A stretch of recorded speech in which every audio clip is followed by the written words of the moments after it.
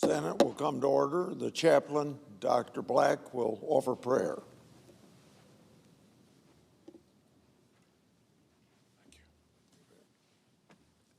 Let us pray.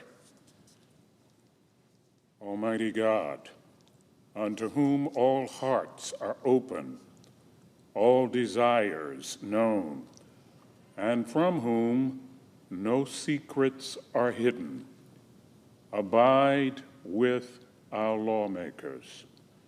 Teach them to speak the right words at the right time. Make their speech like precious gold set in silver. May they seek to persuade with patient and gentle words. Lord, give them the wisdom to be friends of that which is eternal and abiding. Teach them reverence for the transcendent as you induce them to ascribe all good things to you. We pray in your precious name. Amen. Will you please join me in reciting the pledge? I pledge allegiance to the flag of the United States of America and to the republic for which it stands, one nation under God, indivisible, with liberty and justice for all.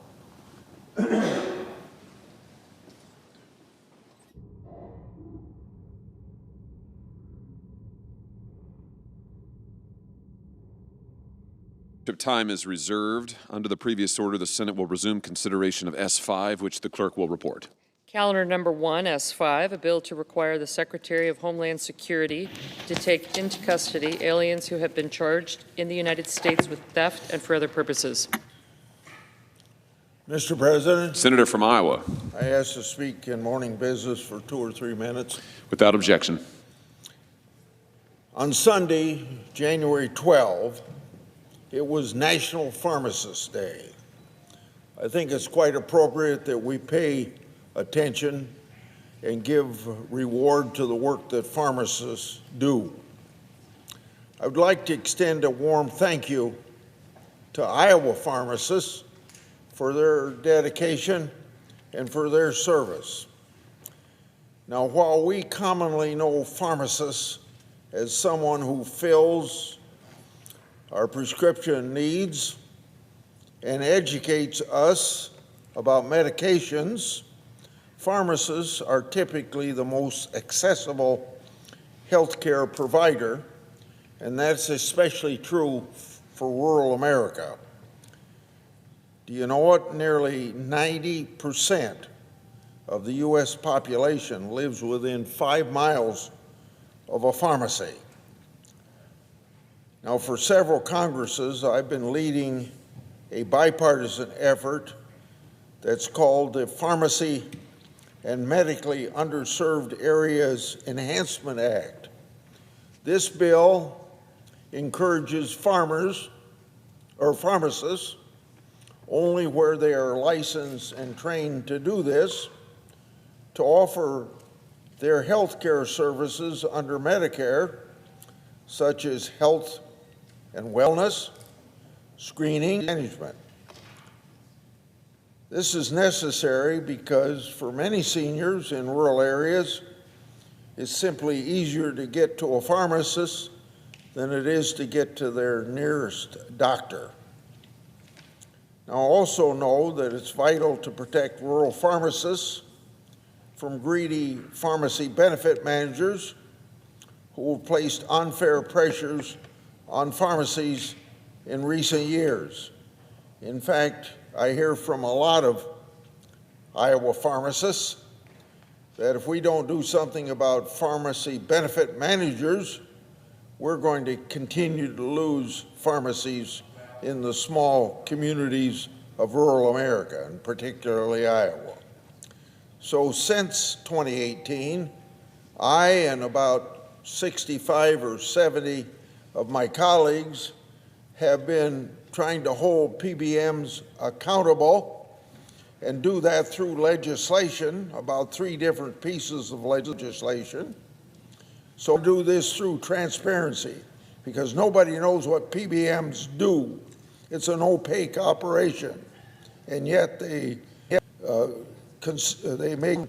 make PBMs what they do transparent, because with transparency comes accountability.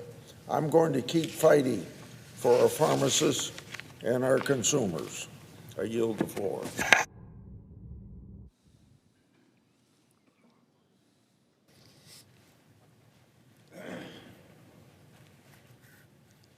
Mr. President. Majority Leader. Mr. President, I understand that there is a bill at the desk that's due for a second reading.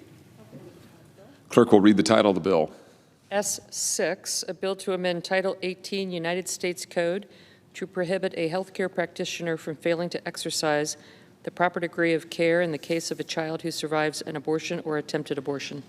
Mr. President, in order to place the bill on the calendar under the provisions of Rule 14, I would object to further proceeding. The objection having been heard, the bill will be placed on the calendar.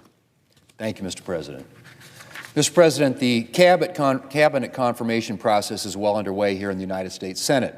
Confirmation hearings began this week with Defense Secretary nominee Pete Hegseth and the Armed Services Committee on Tuesday. Yesterday, we had 6 confirmation hearings, the most confirmation hearings, I might add, in a single day since 2001. And we have more happening today and tomorrow. By the time President Trump takes the oath of office on Monday, the Senate will have held hearings for 12 of his nominees. And there are plenty more to come. Once the committees, I should say, complete their work, the process will move to the floor. We will move as quickly as possible on those votes. And I hope Democrats will provide a level of cooperation that will allow us to quickly fill these positions so that nominees begin their work for the American people. Mr. President, one of the nominees being considered this week is a familiar face to us in the Senate. Yesterday, our longtime colleague, Senator Rubio, found himself on the other side of the dais at the Foreign Relations Committee for his hearing to be Secretary of State. Members of that committee are well acquainted with Senator Rubio's expertise in foreign policy.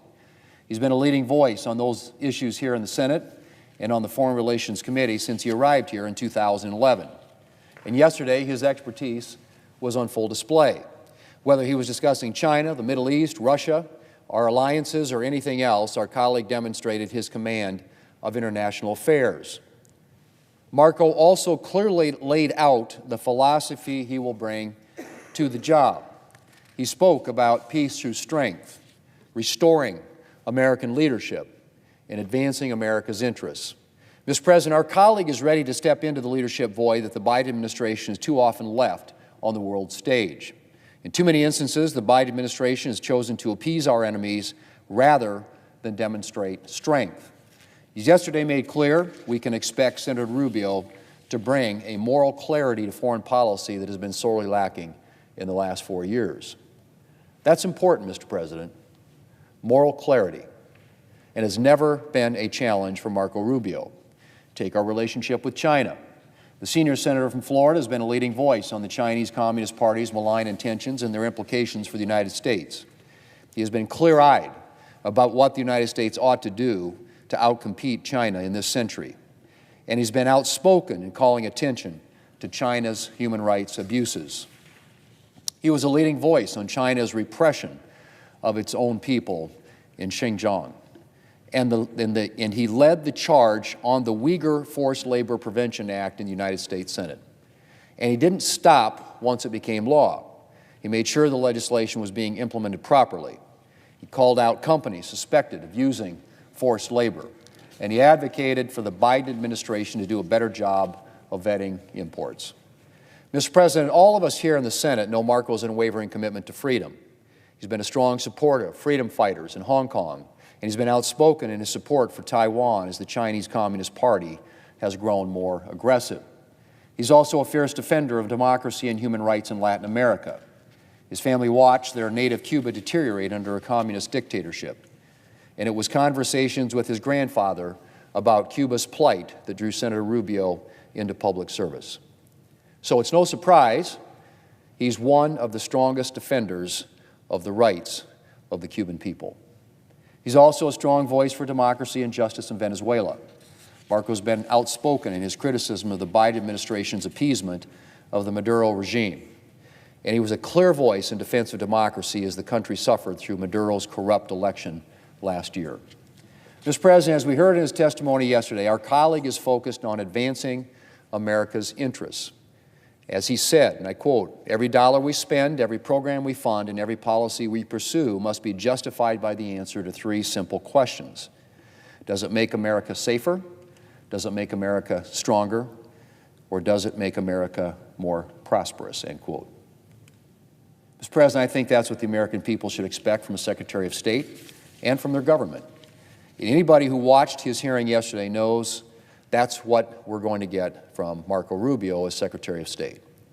I'll have more to say about Marco and other nominees for the Trump administration as they move through the process here in the United States Senate, and I look forward to hearing from each of the President's nominees in the near future. Mr. President, I yield the floor and suggest the absence of quorum. Clerk will call the roll. Ms. Also Brooks.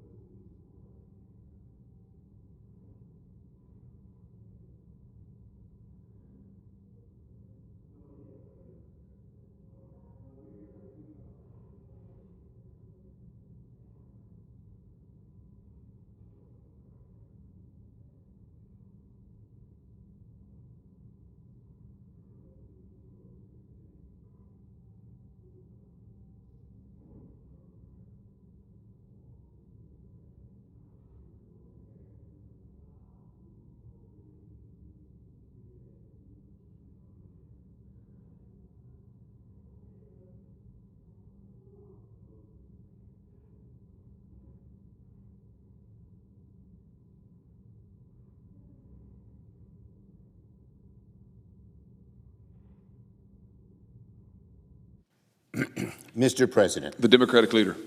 I ask unanimous consent the quorum be dispensed with. Without objection. So last night, President Biden delivered his farewell address, reflecting on his 4 years in office, which will be remembered as one of the most productive periods in modern American history.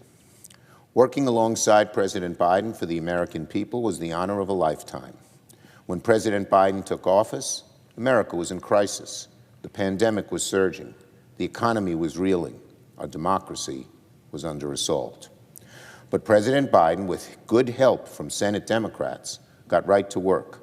And together, I'm proud that we achieved one of the most ambitious legislative agendas in decades. Working with President Biden, we created nearly 17 million new jobs, the most in a single term. We passed historic legislation like CHIPS and Science. That was a baby that I nurtured. The Bipartisan Infrastructure Law and the Inflation Reduction Act. We lowered the cost of prescription drugs for tens of millions of Americans. We passed the first gun safety law in 30 years. We enshrined marriage equality into law. We confirmed 235 well-qualified and historic judges to lifetime appointments, more judges than any majority has confirmed in decades, and so much more. President Biden also left America with a somber warning in his address, one that every American should listen to. He cautioned that, quote, an oligarchy is taking shape in America of extreme wealth, power, and influence that will threaten all the progress our country has made in the last 4 years. President Biden is right. An oligarchy is beginning to take shape in America, and you can see it by looking at the incoming Trump administration. Donald Trump has not even taken office yet, but many of his top advisors and cabinet picks are extremely wealthy people with deep ties to corporate special interests. Many of these cabinet picks seem to see the world through the eyes of a very rich and privileged individual, a very limited vision indeed. And the agenda they are pushing, tax cuts from the ultra-wealthy and draconian cuts to the working class, tax cuts for the ultra-wealthy and draconian cuts to the working class, is narrow and only furthers inequality in America. Donald Trump's agenda would precisely benefit the oligarchy class that President Biden is warning about. The progress we've made under President Biden's leadership, lower taxes for families, more affordable health care, investments in infrastructure and energy, should not be undone only to assuage the desires of a limited few. We Democrats will continue the legacy that President Biden created, continue fighting for working families, and make sure that everyone in America, not just the uber wealthy, has a fair shot. Now on TikTok. The 170 million Americans who use TikTok are rightfully asking the same question. What will happen to the app after the ban enters into effect next week? Today, I want to say a few words about protecting TikTok's future while also protecting America's national security at the same time. We aren't against TikTok. We want TikTok to keep going. But we are against a Chinese company that is in cahoots with the Chinese Communist Party owning TikTok. Unfortunately, TikTok as it exists today has too many security risks that cannot be ignored. The law passed last year was intended to sever TikTok from the influence of the CCP while keeping the app available for Americans. It's clear that more time is needed to find an American buyer and not disrupt the lives and livelihoods of millions of Americans, of so many influencers who have built up a good network of followers. That's why last night, Senate Democrats tried to pass a bill that will extend the deadline to give everyone more time to come up with a workable solution. But Senate Republicans blocked our bill, which is stunning because time is running short. We will continue to work to find a responsible solution to keeping TikTok going, protect American livelihoods, and protect against Chinese Communist Party surveillance. We must and can do all three. I have made my views clear to the current administration, and I will work with the Trump administration and with both parties to keep TikTok alive while protecting our national security. We can all agree that we must protect Americans' privacy from the prying eyes of the Chinese Communist Party. But we also should agree it must be done in the right way, without risking content creators' livelihoods by rushing this process in a premature way.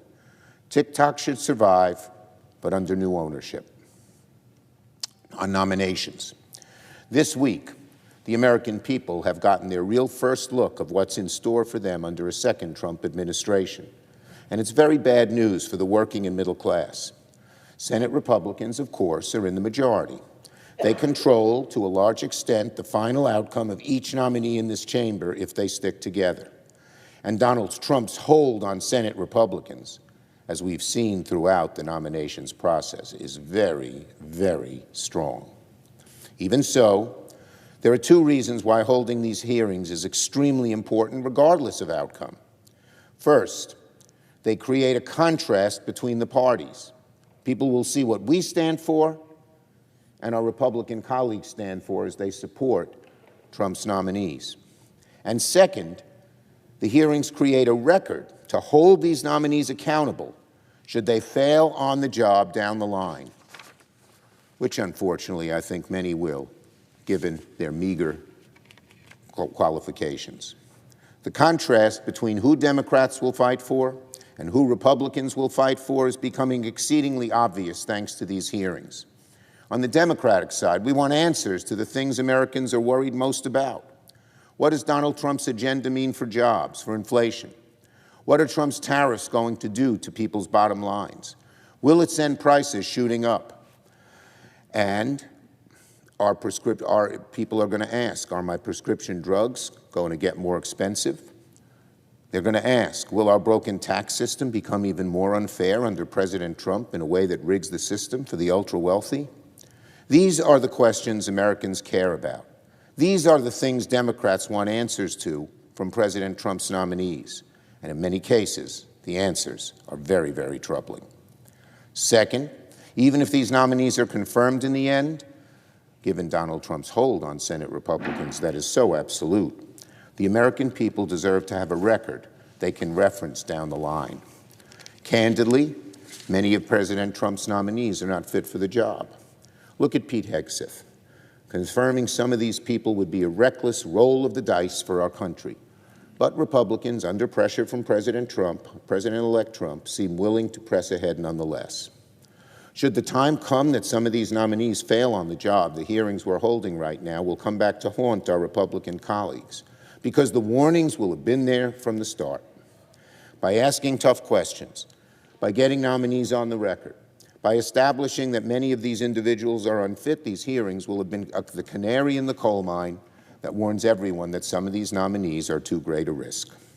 So Democrats will continue to uphold our responsibility to scrutinize each nominee on the issues Americans care about. We'll continue asking the tough questions because working people deserve to know whose side Donald Trump is truly on. Is it working people like Donald Trump claims, or is it corporate special interests like his nominations all too often suggest? Yield the floor. Note the absence of a quorum. Clerk will call the roll. Ms. Alsor-Brooks.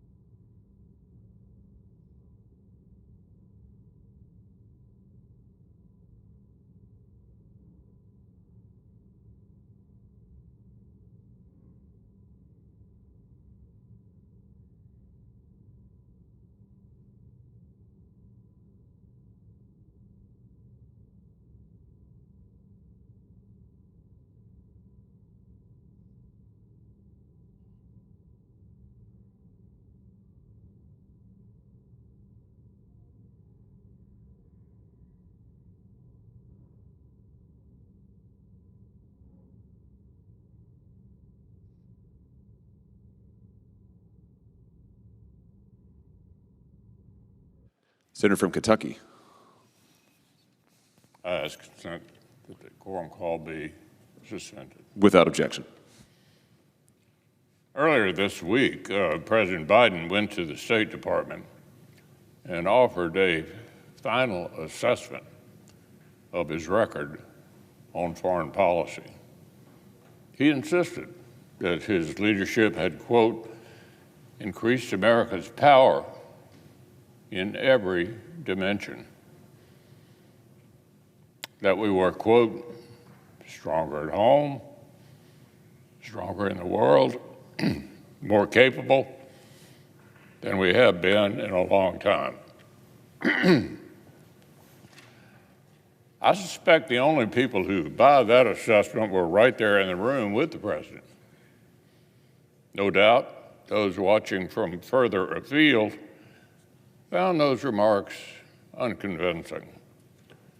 What most of us saw was a final rearguard action to cover for an administration that has been in retreat for 4 straight years. President's tough talk about Putin, undone by his chronic and well-documented fear of escalation. The hesitation and half measures that kept critical tools out of Ukrainian hands when they could have made a difference. Even his most senior aides inadvertently acknowledged the truth. In a legacy shopping column in the New York Times, Secretary Blinken, Secretary Austin said it was, quote, steadfast American leadership that rallied the world to, quote, help Ukraine survive the Kremlin's imperial onslaught. To help Ukraine survive, Mr. President? Not to help defeat aggression, not to help restore sovereignty, not to help degrade the power of a major adversary, just to let Ukraine's resistance languish on a slow drip of critical capabilities moving far slower than the speed of relevance.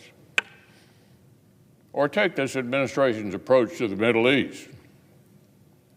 On Monday, the President was optimistic about the prospects of defeating Iran's terror proxies and restoring credible deterrence under which Israel and its neighbors could live in peace. But absent entirely was any recognition that it was Israel, not the United States, that has created this geopolitical opportunity, and no recognition that Israel has done so in spite of the administration's best efforts to restrain a sovereign ally's self-defense. In the 468 days since the horrors of October the 7th, the President's public scolding of a close ally under attack and refusal to check the growing anti-Israel poisoning his party have exposed his ironclad commitment to Israel as something of a hollow gesture. This, after a disastrous withdrawal from Afghanistan, had given allies and partners enough reason to doubt the strength of America's word and his administration's competence. And behind President Biden's bluster about winning the worldwide competition with China is a record of paltry investment in the hard power America needs to meet aggression and to reassure our allies. For 4 straight years, he submitted defense budget requests that failed even to keep pace with inflation, let alone the pacing threat of the PRC. While America's primary long-term strategic competitor extended its lead in developing and producing lethal capabilities, the Biden administration focused on climate diplomacy.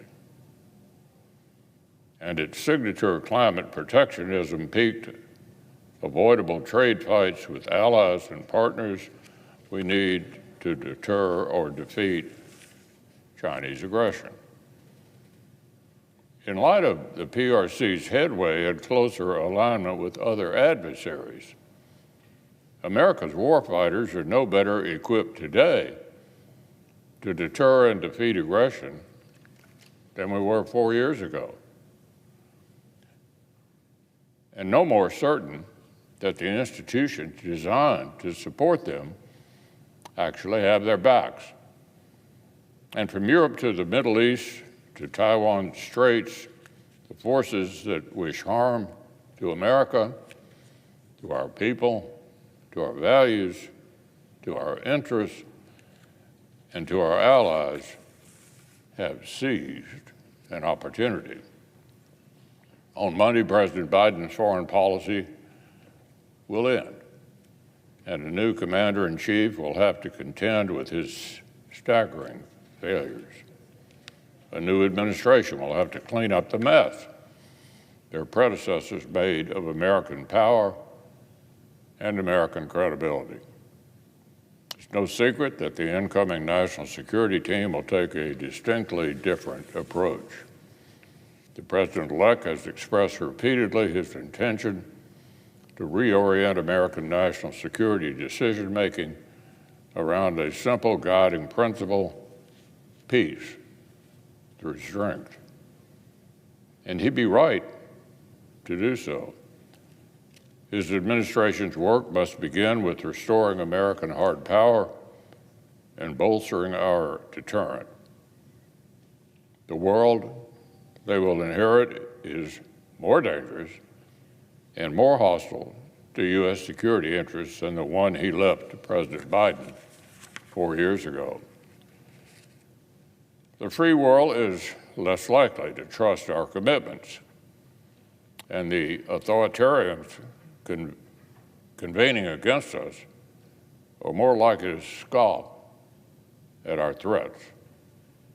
Russia, Iran, North Korea, and the PRC are finding more and more that the desire to weaken the United States and undermine the order we lead is a shared objective, and one toward which they are now working in coordination, working together in coordination to weaken the United States. As I've counseled the president-elect already, we cannot afford to discount this coordination. No matter how loudly others press him to embrace retreat and retrenchment, America cannot address grave threats to our interests a la carte. And as I've said repeatedly, there's no language these adversaries understand more clearly than strength. There's no surer way to restore meaningful deterrence against them than by investing in our capacity and proving our willingness to impose devastating costs. It's common to refer to today's challenges as the gravest America has faced since World War II. But we certainly don't invest like we believe that's the case. So here's a good way of looking at it. Beating the Axis, World War II, meant spending 37% of our GDP on defense. In the Korean War, it took nearly 14%. At the height of Vietnam, 9%. The Reagan buildup at 6%. Today, we're spending 3% of GDP on the arsenal of democracy. Peace through strength must be more than a pithy phrase. vaguely tough-sounding but functionally benign. It must instead stand for a clear and measurable commitment to rebuild the arsenal of democracy and the most lethal fighting forces in the world. As chairman of the Defense Appropriations Subcommittee, I'll take the President-elect's commitments very seriously. And I know he knows that deterring a war is cheaper than fighting one. And I stand ready to work closely with this administration in the current urgent work ahead, rebuilding the capabilities and capacity we need in order to credibly pursue peace through strength. That work, of course, begins with assembling an experienced and well-qualified team. The incoming administration is right to expect swift consideration of their cabinet nominations and broad deference on the confirmation of nominees whose credentials and records prove them worthy of the highest public trust and whose policy views align with the administration's goals. Nominees whose professional experience is commensurate with the responsibilities of the office and who demonstrated in detail their command of relevant policy will certainly have my vote. I intend to support a large slate of nominees who satisfy these conditions.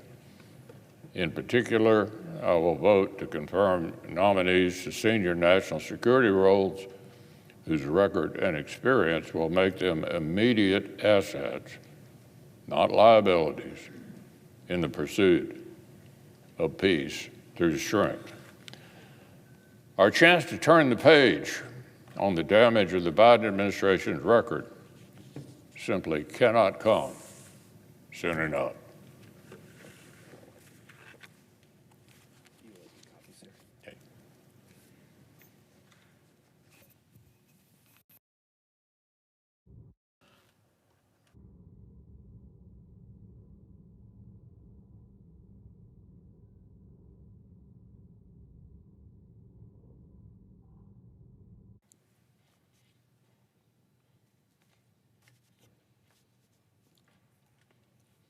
Mr. President. The Majority Whip. Thank you, Mr. President. Mr. President, I come to the floor today having been in a number of hearings involving President Trump's nominees overseeing American energy dominance. I'll tell you, President Trump's energy nominees show that this administration that's coming in, the Trump-Vance administration, is serious about unleashing affordable, available, reliable American energy. Doug Bergman is the President Trump's nominee to be Secretary of the Department of Interior. He's still testifying right now in the Energy Committee. He is a son of North Dakota, and his roots run deep in the West. Chris Wright, who had his hearing yesterday, is President Trump's nominee to be the Secretary of Energy. His data-driven leadership and creativity laid the foundation for the fracking boom that we've experienced in this nation that has fueled American energy independence. And Lee Zeldin, who I had the privilege of introducing earlier this morning at the EPW committee, well, he's the nominee to be the administrator of the Environmental Protection Agency. He's a lawyer, he's a veteran, and he's a former star member of the House of Representatives. He's going to cut red tape. He's going to balance environmental stewardship with sensible energy production. All three of these nominees are excellent choices to carry out President Trump's all-of-the-above energy strategy. They all have my vote. Like most Americans, President Trump and his nominees understand that energy policy is the foundation of our nation's future and our success. It is linked directly to the prices that we pay, to the technology that we create, and to the world in which we live. Unleashing American energy means lower prices, means more innovation at home. It means more safety and security for our citizens. Well, we've seen it before. Affordable, reliable energy was the rocket fuel for American security and prosperity, and we saw it during the first Trump administration. But over the last 4 years, Democrats restricted and regulated and tried to reduce American energy production instead of unlocking its full potential. Their American last energy strategy policies led to painfully high prices and a more vulnerable nation. I think energy was on the ballot this year, and energy won. Fortunately, President Trump is placing a premium on energy production. He's already laying the groundwork to take the handcuffs off of American energy production. On day one, I expect the President's going to sign a blizzard of executive orders to bring back American energy dominance. First day priorities include ending the Democrats' electric vehicle mandate, more drilling on federal lands, and resuming exports of U.S. liquefied natural gas. This is certainly good news for my home state of Wyoming. Wyoming is America's energy breadbasket. Oil and gas is our bread and butter. We have world-class reserves of coal. We have world-class wind. We have benefited from American energy dominance, and our Wyoming tough energy workers made it all possible. Wyoming energy workers now stand ready to unleash American energy once again. I hear my colleagues on the other side of the aisle preach doom and gloom about energy independence. The Democrat leader who's here on the floor said yesterday that Chris Wright, who was the President's nominee for the Secretary of Energy, he called this nominee an energy extremist. Why? Because Chris Wright believes, and I quote, "Oil and gas makes the world go round." Well, it does. This is the depth of the Democrats' climate delusion. Oil and gas drive our economy, produce great jobs, and produce our prosperity. And because of American oil and gas, we do it cleaner, we do it safer, and we do it more reliably than any place else on planet Earth. The facts could not be clearer. Since 2005, America has been responsible for 66% of emission reduction among developed countries. We do it better than anyone else in the world. We've reduced more emissions than the next 6 countries combined. That's the reason why, and it's not because Joe Biden bribed Americans to buy solar panels or buy electric cars. No, it's American energy production, American energy dominance. It's because we unleashed affordable, available, reliable American energy. For the record, we can thank Chris Wright and the fracking boom for unleashing a lot of that energy. In 2019, America became energy independent for the first time in 50 years. Why? How did it happen? President Trump did it. With Doug Burgum, Chris Wright, and Lee Zeldin on America's team, we're going to do it again. Now, Mr. President, I want to turn to a separate matter, and I think all of us are heartbroken by what we see happening in Los Angeles with the devastating fires. There's been a horrific loss of life, of homes, businesses due to these California fires, and the loss is just staggering. As we speak, firefighters, first responders, including the Wyoming National Guard, are working around the clock to keep residents safe. I'm grateful for the heroic efforts. As they do their job, we here in the Senate need to do ours, and there's a lot of questions that need to be answered. One of my biggest questions is, how do we prevent that next wildfire from happening? Well, when it comes to the environment, liberal politicians want to control what kind of car we drive, what kind of stove we cook on, how long we can take in the shower, yet they neglect our forests. They put up roadblocks to forest management tools that work. They've done that legislatively. They've done it with regulations as well. What is especially crazy is that these restrictions are made in the name of protecting the environment, an environment that they're hurting. Nothing could be worse for the environment than massive wildfires. And as a result, our public lands have turned into tinderboxes. And it's because of policies that we've seen come out of this body, this administration, Democrat administrations prior to that. And Wyoming is no stranger to wildfires. This past fire season was especially devastating in northern Wyoming. I was on the front lines thanking the firefighters in Wyoming this summer. We had the House Draw Fire in Johnson County, the Elk Fire that spanned Johnson and Sheridan counties. To put this into perspective, in Southern California, we saw about 40,000 acres burn in just over a week, 40,000 acres. In Wyoming, it was over 275,000 acres. So now you might not have heard about this, since Wyoming is one of the smallest populations, actually is the smallest population state in the country. Our population clearly is just a fraction of Los Angeles, but these were big fires. To learn lessons from each other and how to prevent the next fire. So in the Senate, I've been working to promote effective forest management practices at every level. So today I've introduced a bill called the Wildfire Prevention Act. My bill allows agencies to treat more acres and remove more red tape to better protect our forests and our fellow Americans. It sets clear standards and clear expectations for forest management that we currently lack in this country.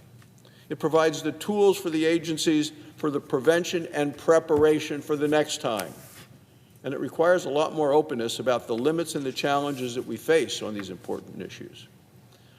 This is about protection, not punishment. It's about protecting the people, protecting our clean air, and as long as America lacks proper forest management, then we're going to continue to see terrible, costly tragedies like what we're seeing today in California and we saw this past summer in Wyoming. With better forest management, we can lessen the damage of forest fires. The federal government can and will help Californians rebuild. California needs to rebuild with resilience. They need to rebuild with a commitment of preventing a similar fire in the future. We've seen massive mismanagement. Anybody watching the interviews with the governor of California, the fire chief in California, the mayor of LA, will say there's been massive mismanagement, gross incompetence by the elected leadership in California. This needs to change to protect the people who live there from the terrible mistakes and judgments of these elected officials. It's not a crisis that we can solve ourselves or that will solve itself. My bill will make us better prepared to fight fires in the future.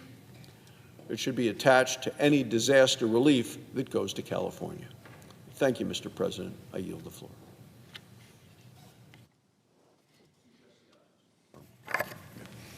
The clerk will call the roll. Ms. Alsobrooks.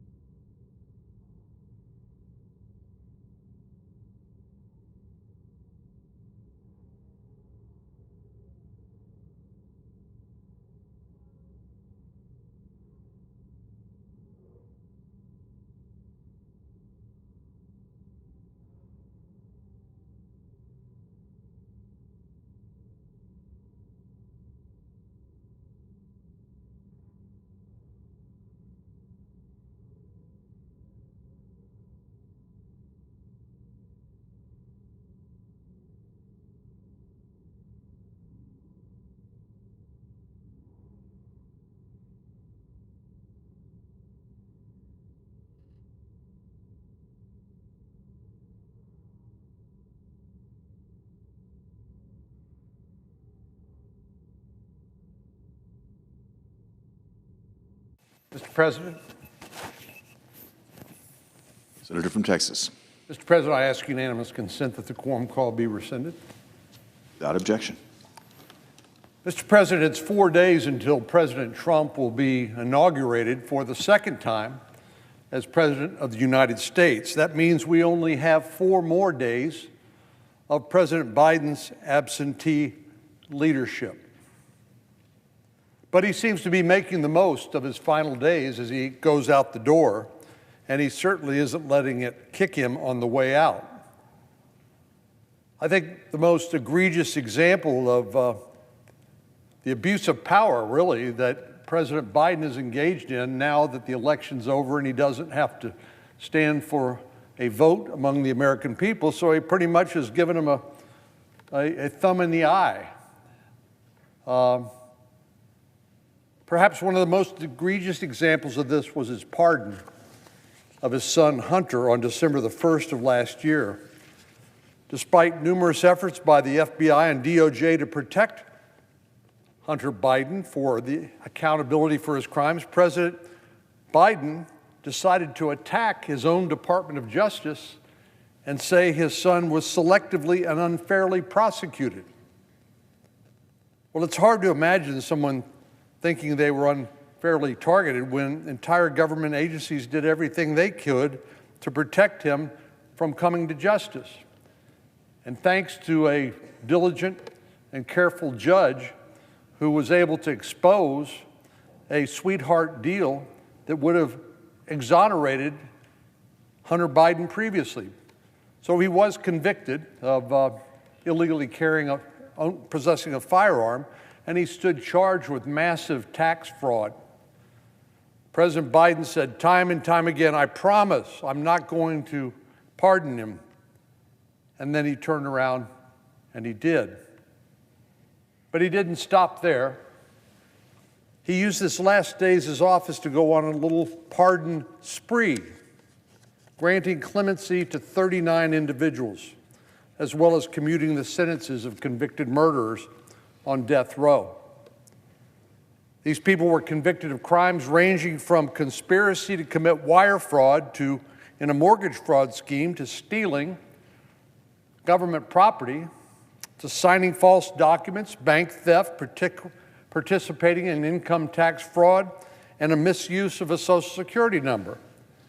But the truth is, these are not victimless crimes, and they're not the sort of occurrences we want to see happening more frequently. There's a reason why our criminal justice system provides for accountability and punishment in appropriate circumstances. That's to set an example for others not to go down that path and to have some measure of accountability, which is an important part of justice. These sentenced criminals were not the only people that got a last-minute gift from President Biden. On January 4th, President Biden announced a list of 19 new recipients of the Presidential Medal of Freedom. This included George Soros and others. George Soros, of course, is a billionaire philanthropist who's doled out billions of dollars to left-wing political causes, from defund the police movements to anti-Israel organizations to those who promote open borders, such as we have experienced tragically over the last 4 years. Of course, these are the same policies that have caused so much suffering and frustration among the American people, which they voted on. I believe it was a referendum on November the 5th, voted to change the direction the country was headed in, because most Americans, according to public opinion polling, felt like America was on the wrong path and needed a change of course. And now a key architect of those failed policies was awarded the Presidential Medal of Freedom. Talk about devaluing an award that's supposed to be given for extraordinary service to the country. Of course, I support the rights of individuals to be generous with their wealth. America is one of the most generous countries in the world, and I think it's something we should be proud of. I imagine how our colleagues on the other side of the aisle might act if Republicans honored a prominent conservative philanthropist. You think the media or our Democratic colleagues would applaud it in the same way? No chance. Conservative philanthropists have been not only not given medals of freedom, they've been subjected to endless scrutiny, including politically motivated subpoenas from our Democratic colleagues on the Judiciary Committee just this last year. But now Democrats are rewarding their own, the Presidential Medal of Freedom.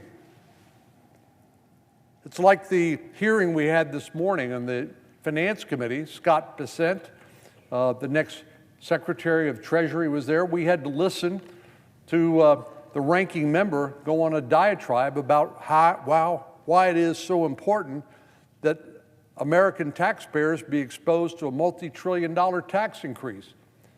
Now, he said this is about tax cuts for the wealthy, but the fact of the matter is, and the nominee pointed this out, that the top 1% in the country pay the vast majority of income taxes.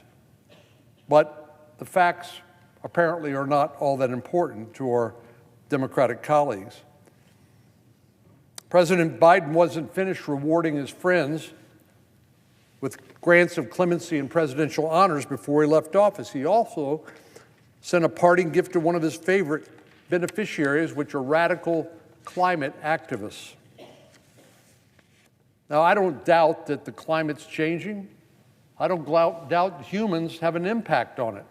But to say this is the end-all, be-all of all of our policies to the detriment of our economy, job creation, and so many other important issues just strikes me as misguided. One of the consequences is that Americans have been suffering under high prices for energy under President Biden's presidency. Electricity prices have risen more than 30%. We know that these high prices are the direct result of President Biden's policies, which put climate activists in the front seat, while working families are left behind. But the president couldn't help himself from doing more damage on the way out the door. The day after Christmas, President Biden's Energy Department finalized new climate regulations that would functionally ban almost all natural gas-powered water heaters. Now, why would he do something like that? An analysis from the American Gas Association estimates that 40% of customers will be directly impacted by a rule with a net cost increase, since they'll be required to buy a new gas heater, new electric water heater, excuse me. The AGA notes that the households affected are largely low income and senior citizens on a fixed income, who are more likely to choose a cost-effective water heater that will now be banned under the rule. Now, of course, if people want to buy a more expensive water heater with their own money, I've got no objection to that. I'm all for their freedom to do so. But to impose additional costs on seniors who have fixed incomes and other low-income families who are struggling to get by under the high prices and the 40-year high inflation under the Biden administration simply adds insult to injury. But President Biden didn't stop there. 2 weeks ago, the Biden administration gave the state of California to enforce zero-emission rules for lawnmowers and leaf blowers. Now, this may sound like a small thing, but it's emblematic of much bigger things, and it adds up. This rule would prohibit the sale of new equipment under 25 horsepower or 19 kilowatts that fail to achieve zero emissions. Is there no home appliance or device that's safe from this radical agenda? The Biden administration's targeted gas-powered cars, gas stoves, water heaters, and now they want to get after our lawn mowers and leaf blowers. As I've said before, I don't have any objection to anyone who wants to improve their carbon footprint, if that's important to them, by purchasing new low-emissions lawnmowers. God bless them if they want to do that. But for working families to have to deal with this mandate, who are just trying to keep up with inflation, a new lawnmower might not be in their budget. Well, suffice it to say, the Biden administration is working hard on the way out the door and wreaking havoc in the process. Well, Mr. President, Republicans are taking note. We know that with President Trump being sworn into office next Monday, with new majorities in the House and the Senate, that things are going to change. The American people voted for change, and they're going to see a change away from these radical policies and special interest pieces of legislation or regulation that hurt the vast majority of Americans for the benefit of an ideological agenda. One of the tools we're going to be using is something called the Congressional Review Act. As the presiding officer knows, this is a powerful tool which allows a vote of Congress and a presidential signature to essentially veto an administrative agency rule. There is a time frame, I believe it's 60 legislative days, during which we can look back and essentially impose a legislative veto of that rule. During that, using this mechanism, Congress can review and rescind regulations that it disapproves of. Because, of course, many of these regulations, of course, are promulgated by administrative agencies that never have to stand for election.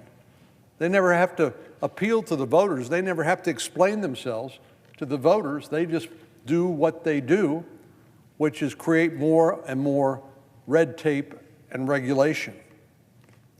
So I'm glad we're going to be able to focus soon, after we confirm President Trump's cabinet, on Congressional Review Act regulatory disapprovals.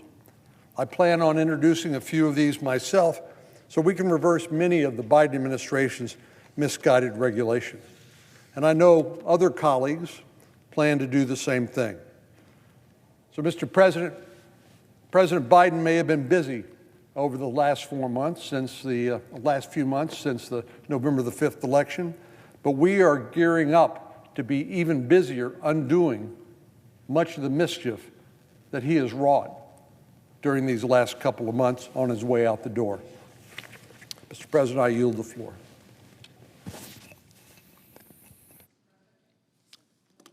Senator from Illinois.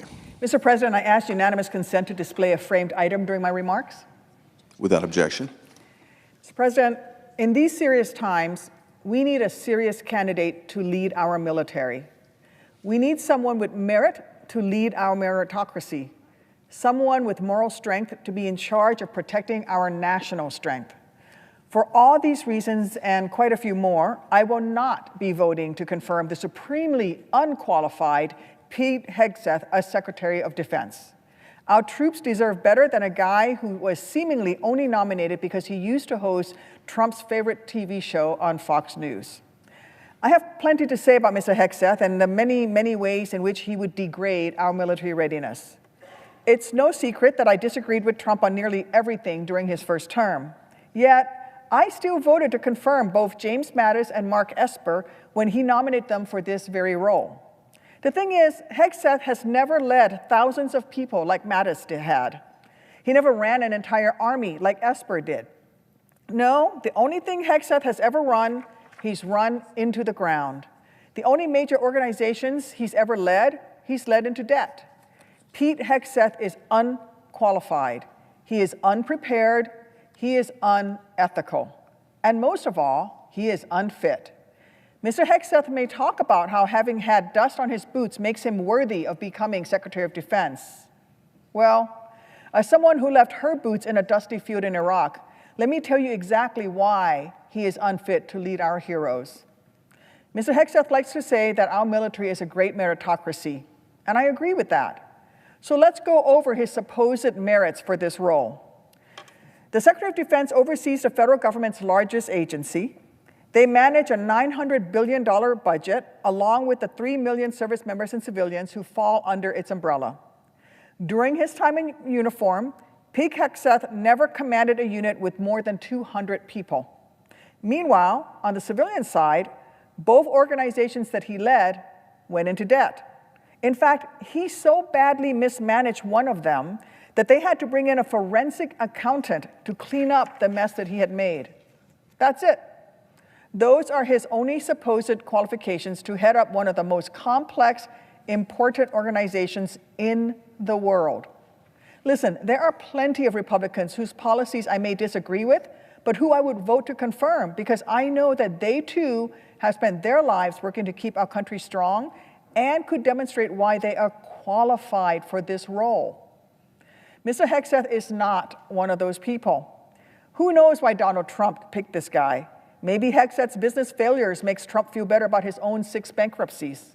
Maybe it's because Hegseth spent years fawning over Trump on Fox News, and Trump's dream cabinet is a bunch of yes men who know how to kiss up to him on TV. Or maybe it's just that all of Cadet Bonespur's draft dodging has left him with no clue about what kind of leader our military needs. Look, at his confirmation hearing on Tuesday, I gave Mr. Hegseth every opportunity to show me that I was wrong, to prove that he could do this job, that he does know the first thing, or anything, about what it takes to take on this massive responsibility of being the Secretary of Defense.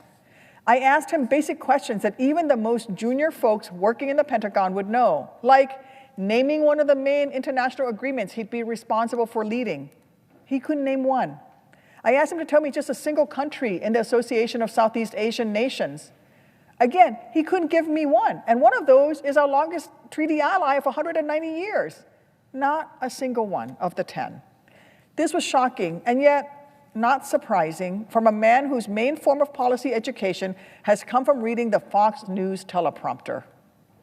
This was pitiful, yet predictable, from a guy who said that we women do not belong in combat, who's dared to claim that the military is lowering its standards so that we poor, fragile, fair sex, and God forbid, us moms, can serve. Well, the only standards being lowered today are the ones for Secretary of Defense. Our female service members have earned the jobs that they're in, unlike Mr. Hegseth, who won't even say whether he'd refuse an unlawful order.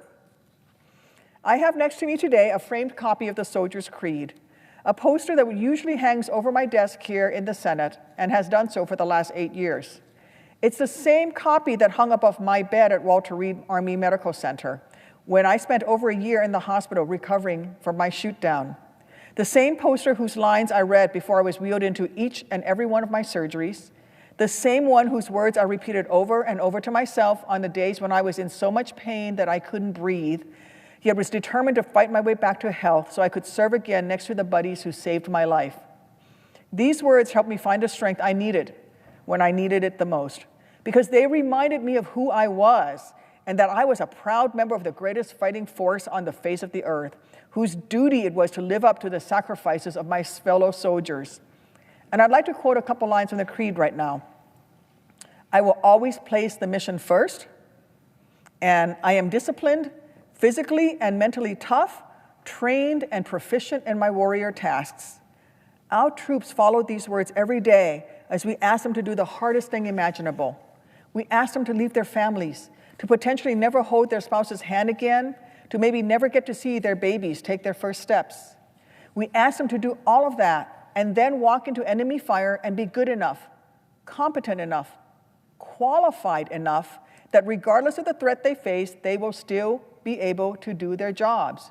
We asked them to be so ready for the mission at hand that they can still fly that helicopter, still man that ship, still fight that fire until their very last breath.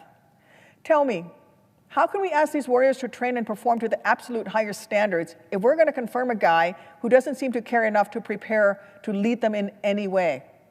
Listen, these are dangerous times on the geopolitical stage. Our adversaries are watching, waiting to see if we really will put in power someone so obviously unqualified. And Mr. Hegseth made a point of saying at Tuesday's hearing that every single warfighter should be hired based on performance, readiness, and merit. And I agree with him. However, he fails to meet every single one of those metrics. He is asking to be handed a job he's not prepared for because of his relationship with Donald Trump. But this role is too important. Our troops' lives too precious to let personal ambition get in the way of the mission at hand. So let me close with this. Part of being a leader is knowing when you're not competent enough to do the job. Well, Mr. Hegseth, you are not technically proficient. You are not tactically proficient. And your nomination is an insult to those brave enough to be serving our nation. So you, sir, are a no-go at this station. I am voting no on Pete Hegseth's nomination to be Secretary of Defense. And if my colleagues cared more about keeping our nation strong than genuflecting to Donald Trump, then they should have the courage to vote no as well. I yield the floor and suggest the absence of a quorum. The clerk will call the roll, please. Ms. Also Brooks.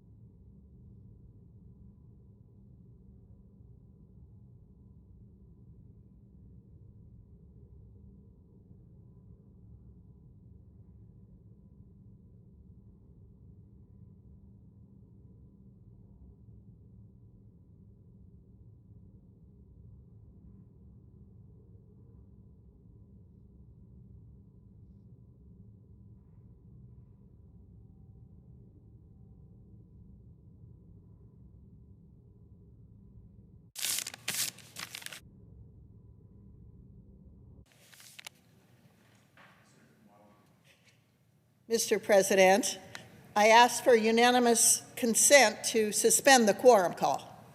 Without objection. Thank you, Mr. President. I rise today in support of the Laken Riley Act. Nearly a year ago, Laken Riley, a college girl more than 1,000 miles from our southern border, was Joe, more than 1,000 miles from our southern border. An illegal attacked and murdered her in broad daylight.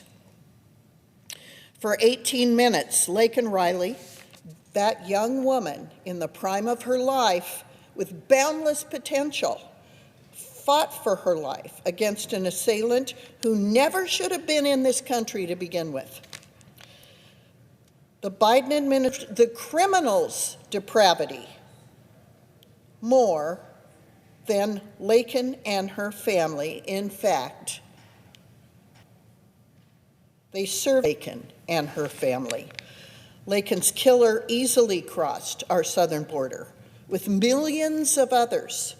And when he committed several crimes and was arrested, a Biden administration-led ICE made no effort to deport him. Had he been, would have celebrated Riley's birthday instead of mourning an empty chair. And on February 22nd, 2024, would have been an ordinary day for their family instead of the worst day of their responsibility as lawmakers to correct the glaring failures in our system that led to her vehicle for turning the Riley family's pain American families. This legislation is accountable for their actions and enables states to bring civil charges against federal officials who fail to uphold our immigration laws. Like all of us serving in this body, I came to the U.S. Senate because I wanted to make a positive difference for the American people. This is one of those opportunities. We have the ability to do that right now by getting this bill to the President's desk. Let's honor Laken's legacy by passing this bipartisan legislation to protect millions of Americans across our country. Mr. President, I yield back.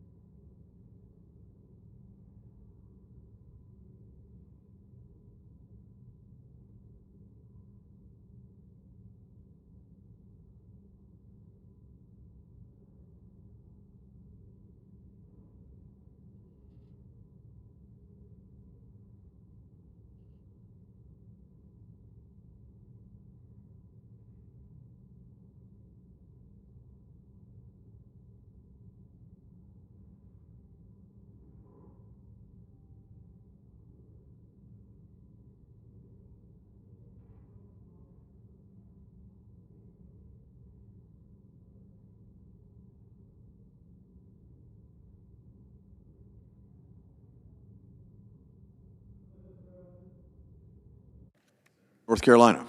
Mr. President, thank you. I rise today to honor the service and sacrifice of Greensboro police officer Michael Horan. On Monday, December 23rd, 2 days before Christmas, Officer Horan was the first officer to respond to a call of a man with a firearm at a Food Line supermarket in Greensboro, North Carolina.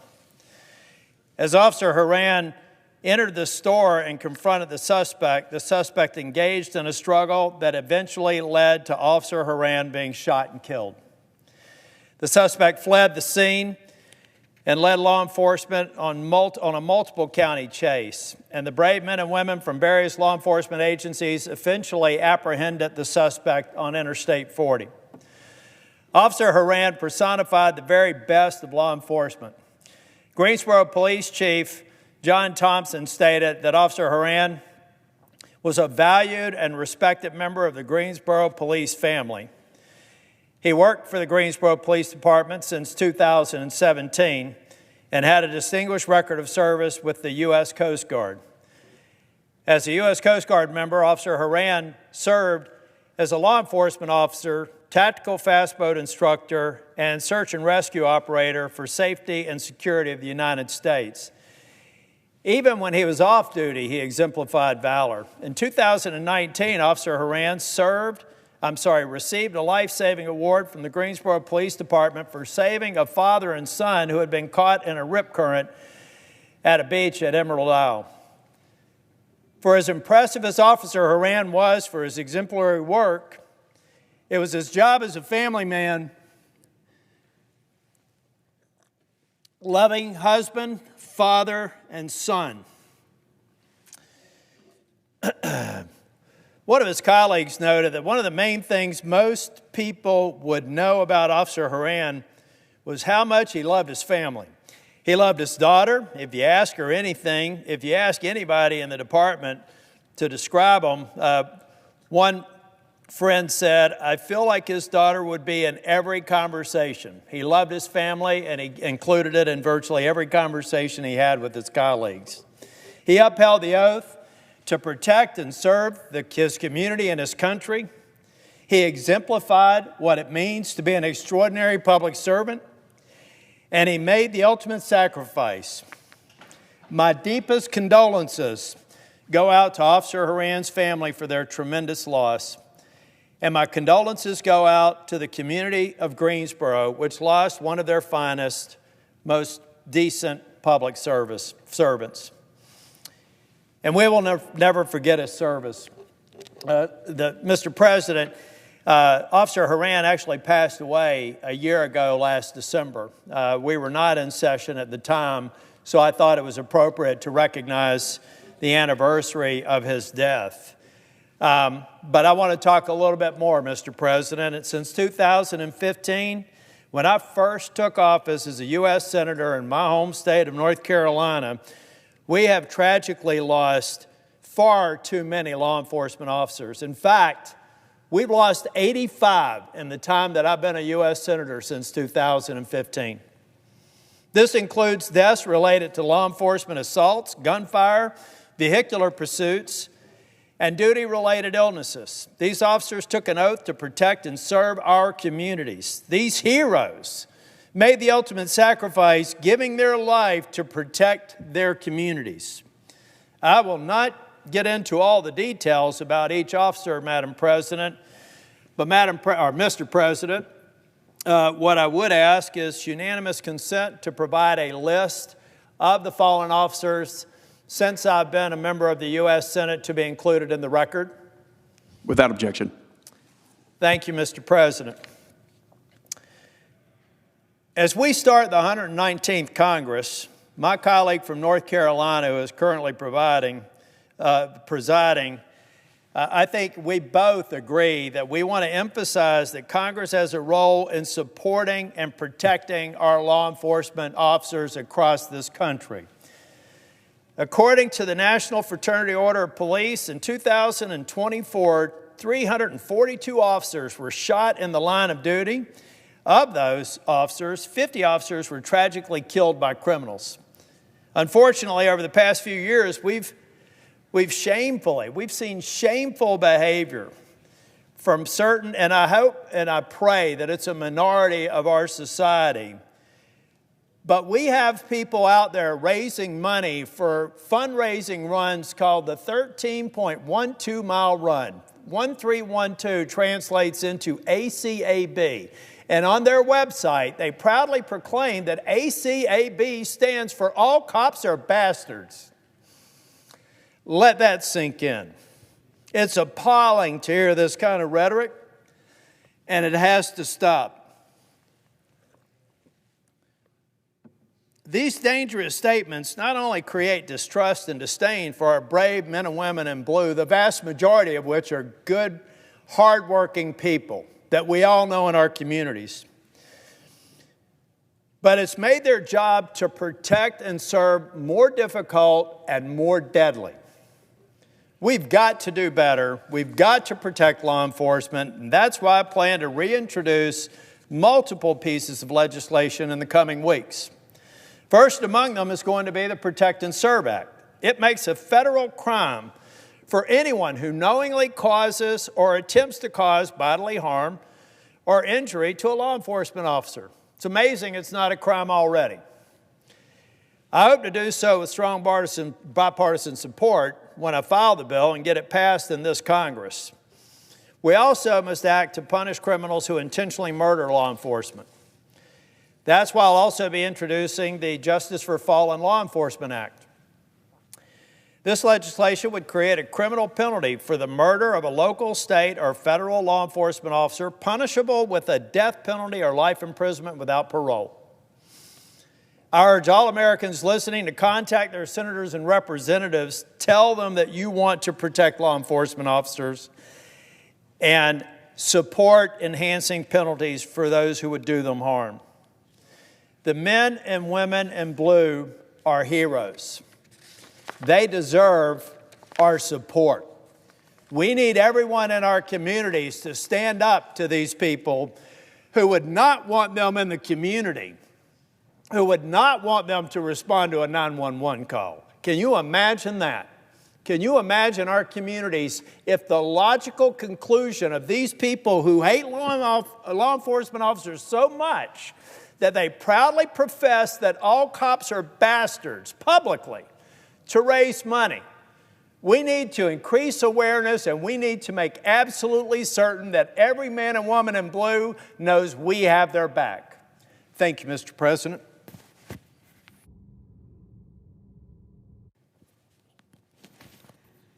Mr. President. Senator from Massachusetts. Mr. President, I rise today to urge my colleagues to reject Pete Hegseth as the next Secretary of Defense. Pete Hegseth is the most unqualified nominee for Secretary of Defense in our nation's history. At his confirmation hearing, Pete Hegseth bobbed and weaved to avoid answering just basic questions about his record. But what Hegseth failed to account for is that his entire record is damning.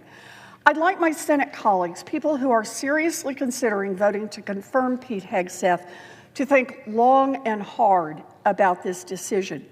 We need a Secretary of Defense who will be ready at 2 in the morning to give life or death national security advice to the President.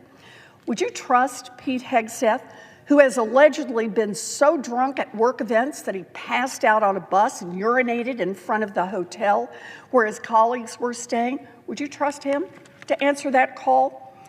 We need a Secretary of Defense who will help us root out the problem of sexual assault in the military. Would you trust Pete Hegseth, who has been credibly accused of raping a woman and buying her silence, to protect victims of sexual assault? We need a Secretary of Defense who will be able to manage the nation's largest federal agency, one that oversees almost 3.4 million people and a budget of nearly $850 billion a year. Would you trust Pete Hegseth, who drove a small veterans nonprofit to the brink of bankruptcy, to manage billions of our tax dollars? The list of glaring disqualifications goes on and on. Hegseth supports requiring every senior military officer to pass a political litmus test. This politicization of the military is a slap in the face to leaders who have served their country honorably for decades. But the point is that Pete Hegseth is not just unqualified for the role, he is a walking national security threat. We need a Secretary of Defense who will help our country meet its recruiting goals, something we are already struggling with. Pete Hegseth has said that women in the military, quote, shouldn't be in combat at all. 300,000 women have served in Iraq and Afghanistan since 9/11. Pete Hegseth has now insulted every one of them. That is not how a leader of the military will inspire people to join our cause. When people are responsible for our national defense, we ask something extraordinary of them. We ask them to put their lives on the line. All three of my brothers served in the military. My oldest brother was career military. And so I know how important that service is and how important it is that we pick the right person to lead our men and women in uniform. Pete Hegseth claims that our brave women in the military are somehow lowering our standards. But it is his lack of qualifications, his lack of character, and his lack of judgment that lower the standards for Secretary of Defense. We need a Secretary of Defense who we can rely on to keep all of us safe. Frankly, it is hard to imagine a worse choice than Pete Hegseth.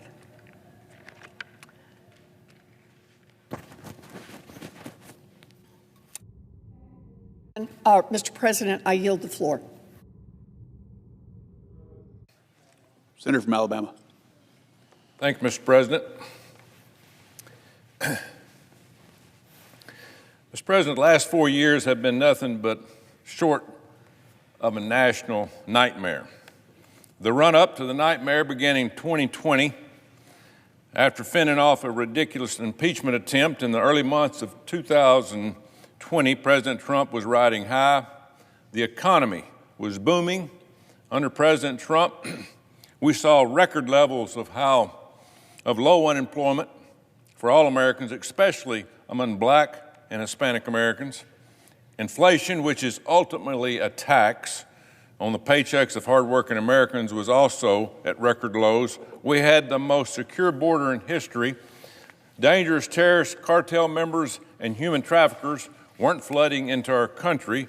Americans' jobs were more secure because they didn't have to compete with millions of foreigners who have entered the country the last 4 years trying to steal their jobs. The cost of buying a home was also cheaper as a result. Under President Trump, we were energy independent. This made the cost of living more affordable for all Americans. We were able to power American homes, cars, and factories with reliable and abundant energy. And that's just a few of the domestic successes that Americans were benefiting from under President Trump. On the global stage, we finally had stability after decades of foreign wars. Under President Trump, there were no new wars. We were respected around the world and feared by our adversaries. Russia didn't dare invade Ukraine when President Trump was in office. NATO countries were told to pay up, pay your bills. China wasn't imposing its will on the South China Sea or across the world. China was contained and its influence was diminishing.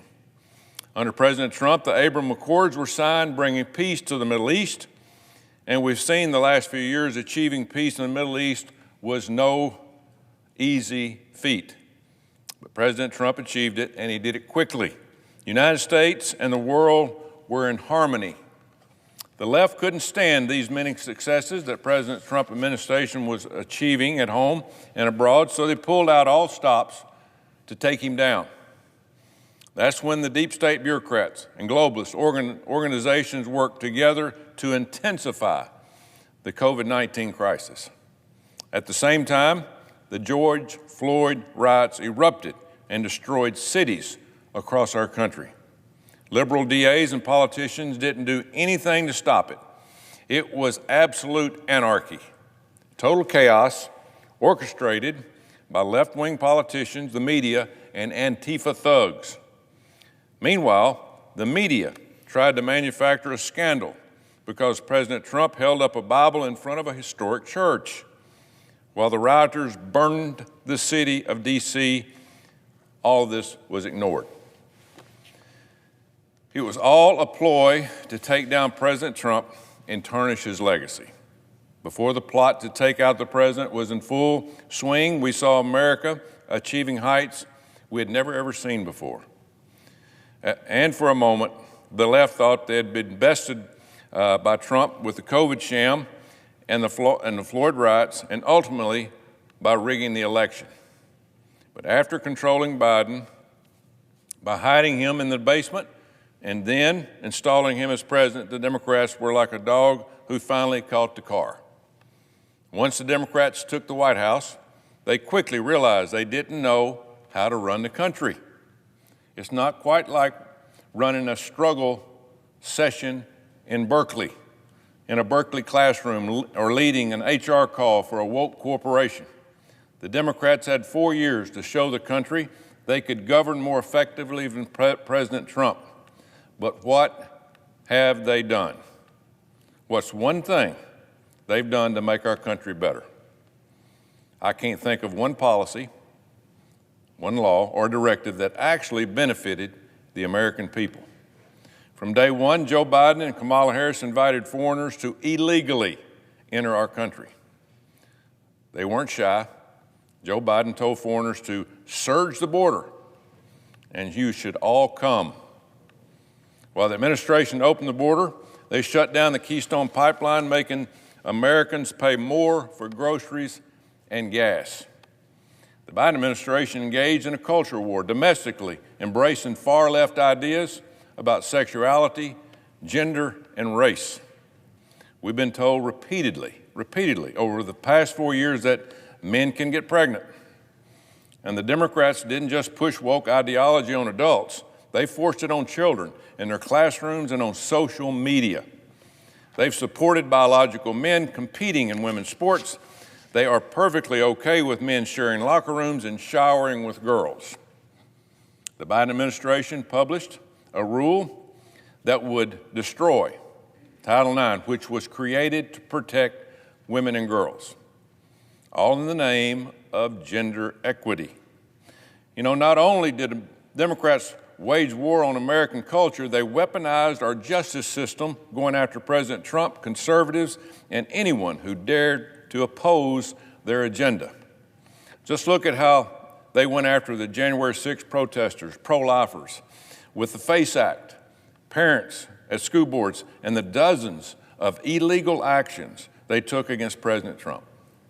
The Biden administration, with the help of congressional Democrats, passed a bunch of bills with names that sound good, but actually they harmed many Americans.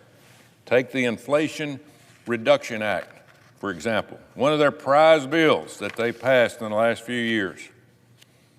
It was a legal way to launder money to blue states to bail them out, while red states were hung out to dry. It pumped money we don't have into the economy, causing the runaway inflation we're dealing with today.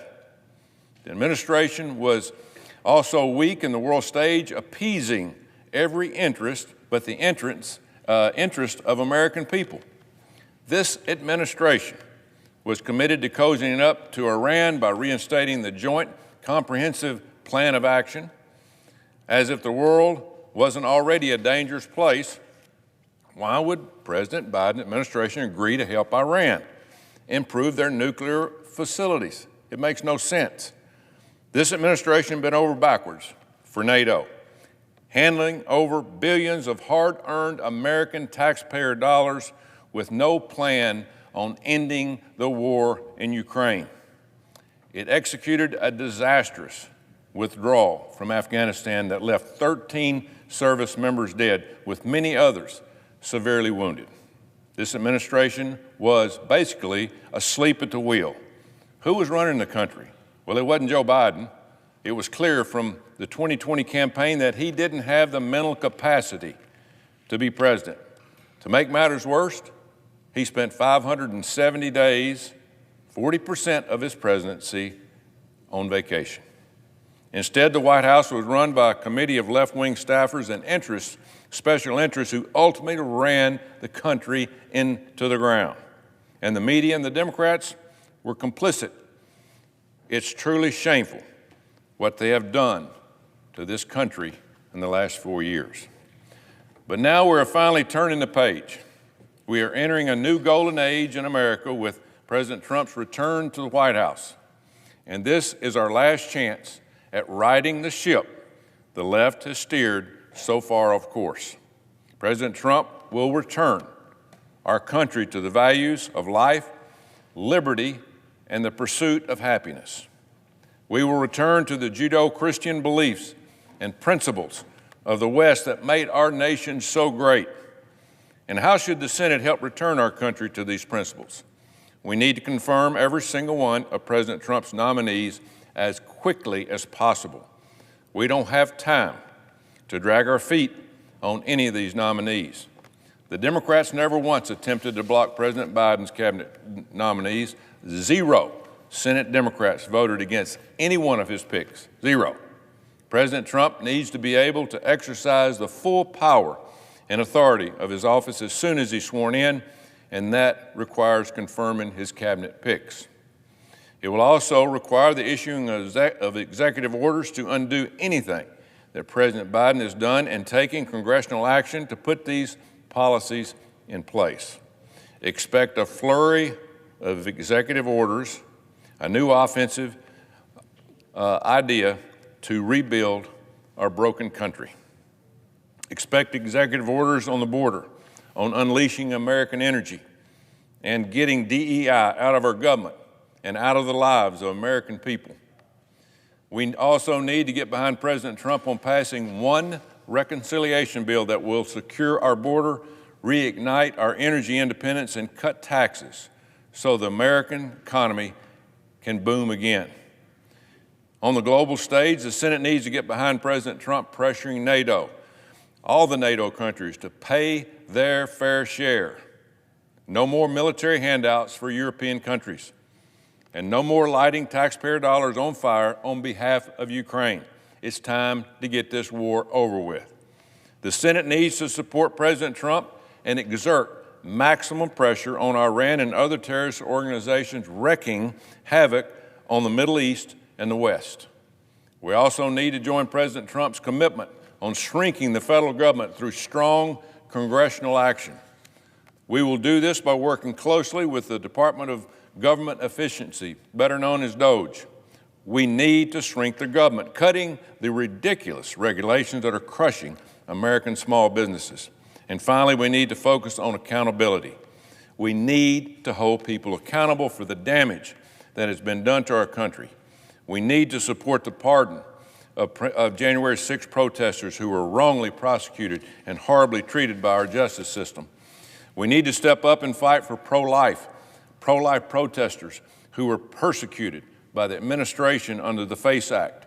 We need to open investigations into the DOJ Civil Rights and National Security Divisions.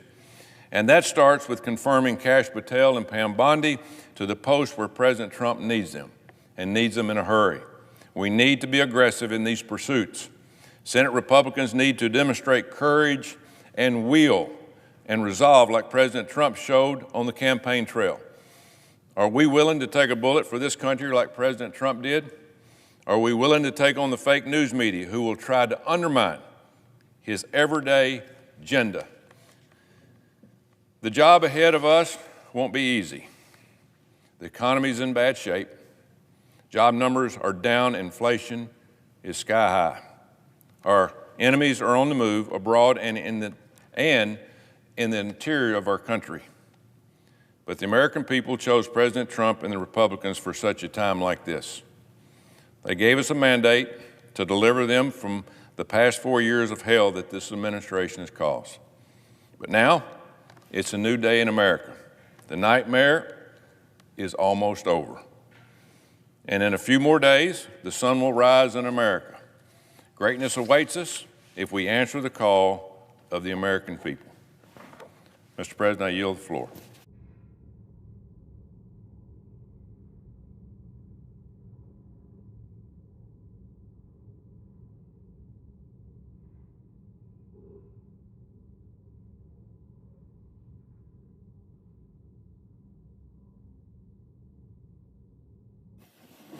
Mr. President, I notice absence of quorum. The clerk will call the roll. Ms. Also Brooks.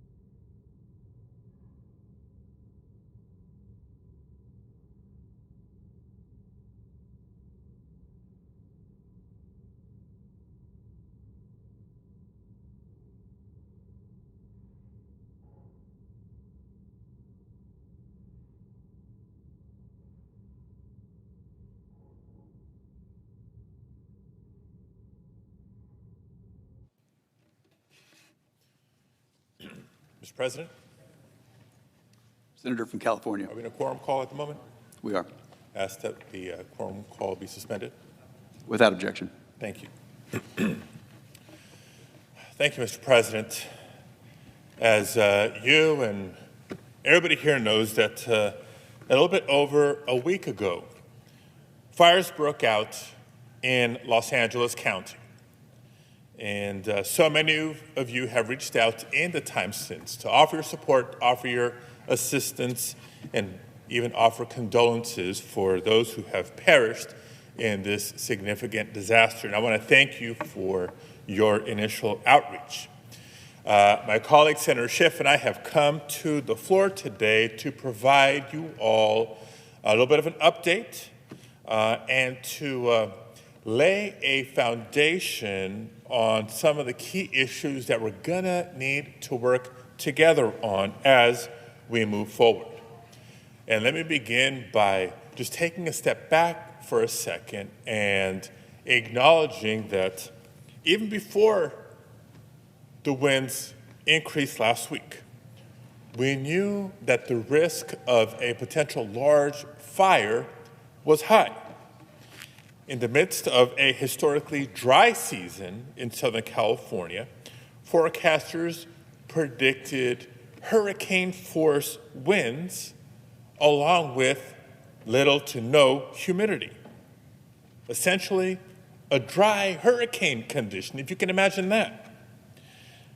Californians know that when there's a red flag warning, conditions are ripe for large-scale fires. But what came next, what actually materialized, would become the worst natural disaster in the history of Los Angeles. 100-mile-per-hour winds carrying burning embers from home to home, multiple simultaneous fires, burning more than 12,000 structures and more than 40,000 acres. And to give you a sense of the area I'm talking about nearly 3 times the size of Manhattan. At least 24 people have lost their lives, with more expected as search and rescue crews continue to comb through the devastation. And over the course of the last week, I've had the opportunity to visit command posts and meet with firefighters. I've had the opportunity to distribute meals to many of the victims and to see, to tour, to visit the destruction firsthand. Yes, there are survivors, people impacted from communities like the Pacific Palisades, some with names and faces that you'll recognize from television and the entertainment industry. But I assure you there's also a lot of other faces and families that you won't recognize from the working class and diverse communities throughout Los Angeles County. It's people like a woman in Altadena who was 9 months pregnant when the Eaton fire burned down not just her home, but the new nursery that she had prepared.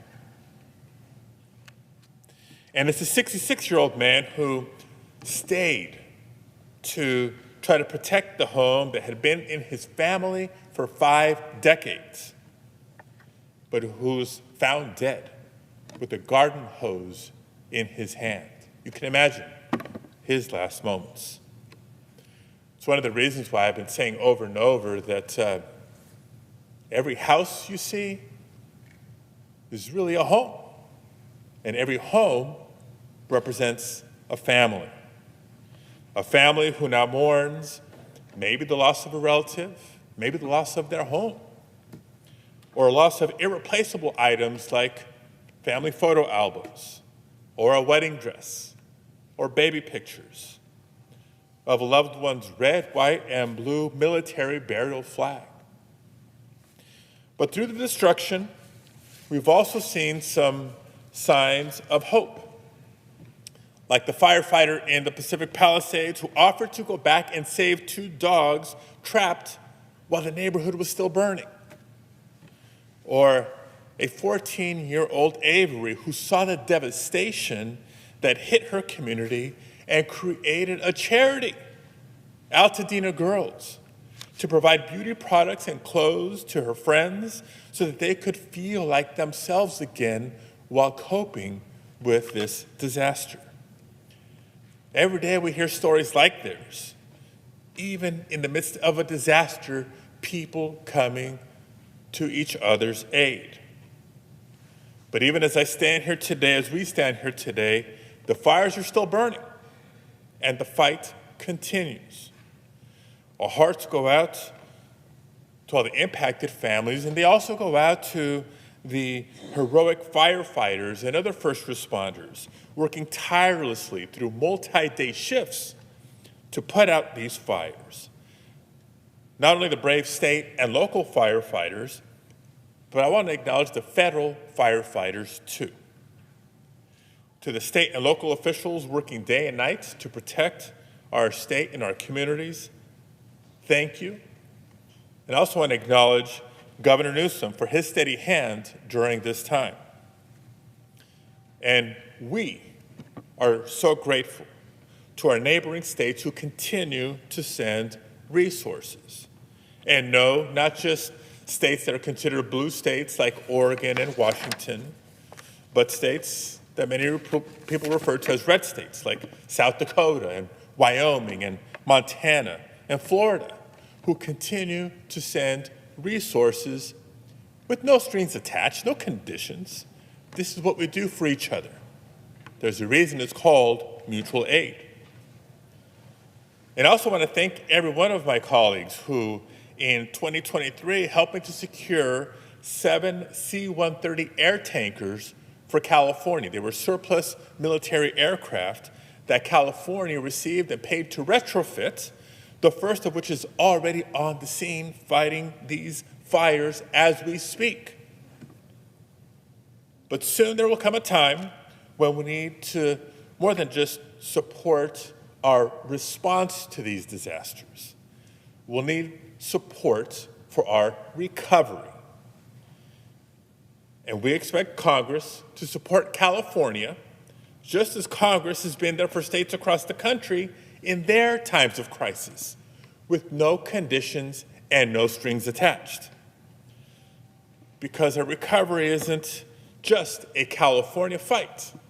We're truly in this together as Americans.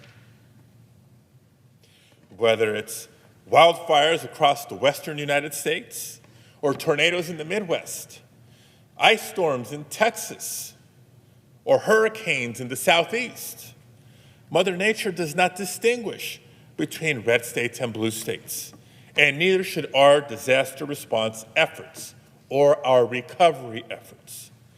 That's why when tragedy struck just a few months ago from Hurricanes Milton and Helene, Democrats didn't demand aid be attached to some Democratic wish list of priorities. Not for a second did we think of attaching strings. So when I hear about political jabs and insults on social media while my home state is burning, it's not distracting, it's certainly not entertaining, it's offensive, and it is dangerous. Because let's be clear, in times of crisis, California has always been there for the rest of our country. And now we expect our country to be here for California. If Speaker Johnson or any member of Congress for that matter is worried about the federal debt, let me assure you, California has already paid the bill. California, as you may know, is the largest economy of any state in the nation. We're the single largest contributor of tax revenue to the federal treasury by far. In 2022 alone, California paid $83 billion more to the federal government than it received. So from additional disaster assistance funding to a serious conversation about disaster insurance that I'm eager to continue, we're going to need everyone on board. And to my Republican colleagues who may be wondering whether the policy should change about no strings attached, let me remind you that this is also a fundamental matter of decency as Americans. It's the same decency that my colleague, Senator Scott from Florida, and my colleague, Senator Tillis from North Carolina, have shown in their public comments this last week, or that several of my California House Republican colleagues have shown by supporting our state's major disaster declaration request. They know, as we should all remember, that this is about our unity as a nation. So yes, California will need you for the long haul. And to President-elect Trump, I too invite you to tour Altadena and the Pacific Palisades, which, by the way, is just about 30 miles from your golf course in Rancho Palos Verdes. Come meet the first responders. Come meet the families that have been affected by these fires. And finally, I want to speak to the people of California, because it is indeed a long road ahead. And there will be more challenges to overcome as we continue the search and rescue phase of this, as we go into the environmental remediation and the debris removal and eventually the rebuilding of homes and businesses. It's a long road and there will be challenges to overcome indeed, but I promise you this, that there will be a day when the fires are put out, when the homes and entire communities are rebuilt better and more resilient than they've been before, and the sun will shine and the kids will smile. Together, we're going to get through this. Thank you, Mr. President.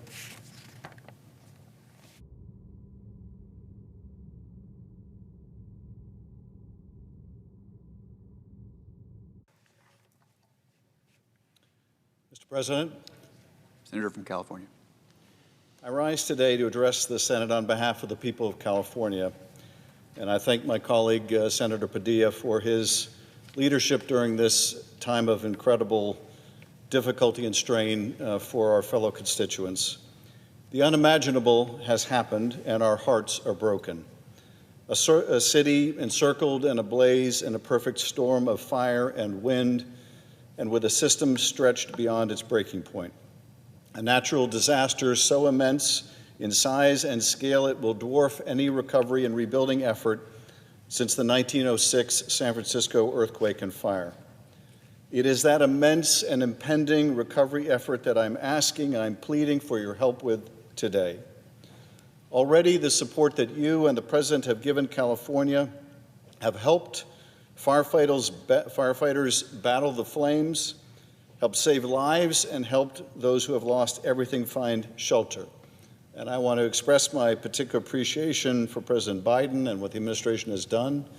The almost immediate declaration of a disaster which unlocked important FEMA and other funding, the commitment to provide really 100% of federal funding for the first 6 months of these fire mitigation efforts. Very grateful for what the Congress and the President have done. This recovery is going to be measured in years, not months. Even so, we must bring a sense of urgency to the recovery and not let it linger. When the flames are finally out, the cleanup begins in earnest and the rebuilding moves forward with all haste. After the attention of the world has turned away from the raging inferno and its aftermath, ours in this body must not. Because the loss is immeasurable. Lives lost, homes lost, businesses lost, neighborhoods lost, pets lost, memories lost, neighborhoods simply gone in an hour. Entire communities burned to ash, families brought together in grief, churches and synagogues have burned down, but their members still gather as one. Because amidst the darkness and destruction, we have seen rays of hope. For when one part of our state is hurting, literally on fire, we all come together. First responders from all across our great state and so many others rushed to Southern California. A woman I met at a Red Cross Pacoima evacuation site, so grateful despite everything for the assistance that she was receiving, for the dignity with which she was treated by these Red Cross workers. She told me she plans to set up a $10 a month donation from her monthly Social Security disability check. People dropping off clothes and supplies by the thousands, so much that some of these centers are overwhelmed with people bringing material by. That's the California way. This is deeply personal for Senator Padilla and myself. We know so many families impacted by these fires because they're our neighbors and friends. I represented Altadena in the House of Representatives for decades. It is a vibrant, diverse community, a city of families, of places to worship, of deep culture and history. When I drove through Altadena just a few days ago, the destruction was complete. Entire city blocks razed.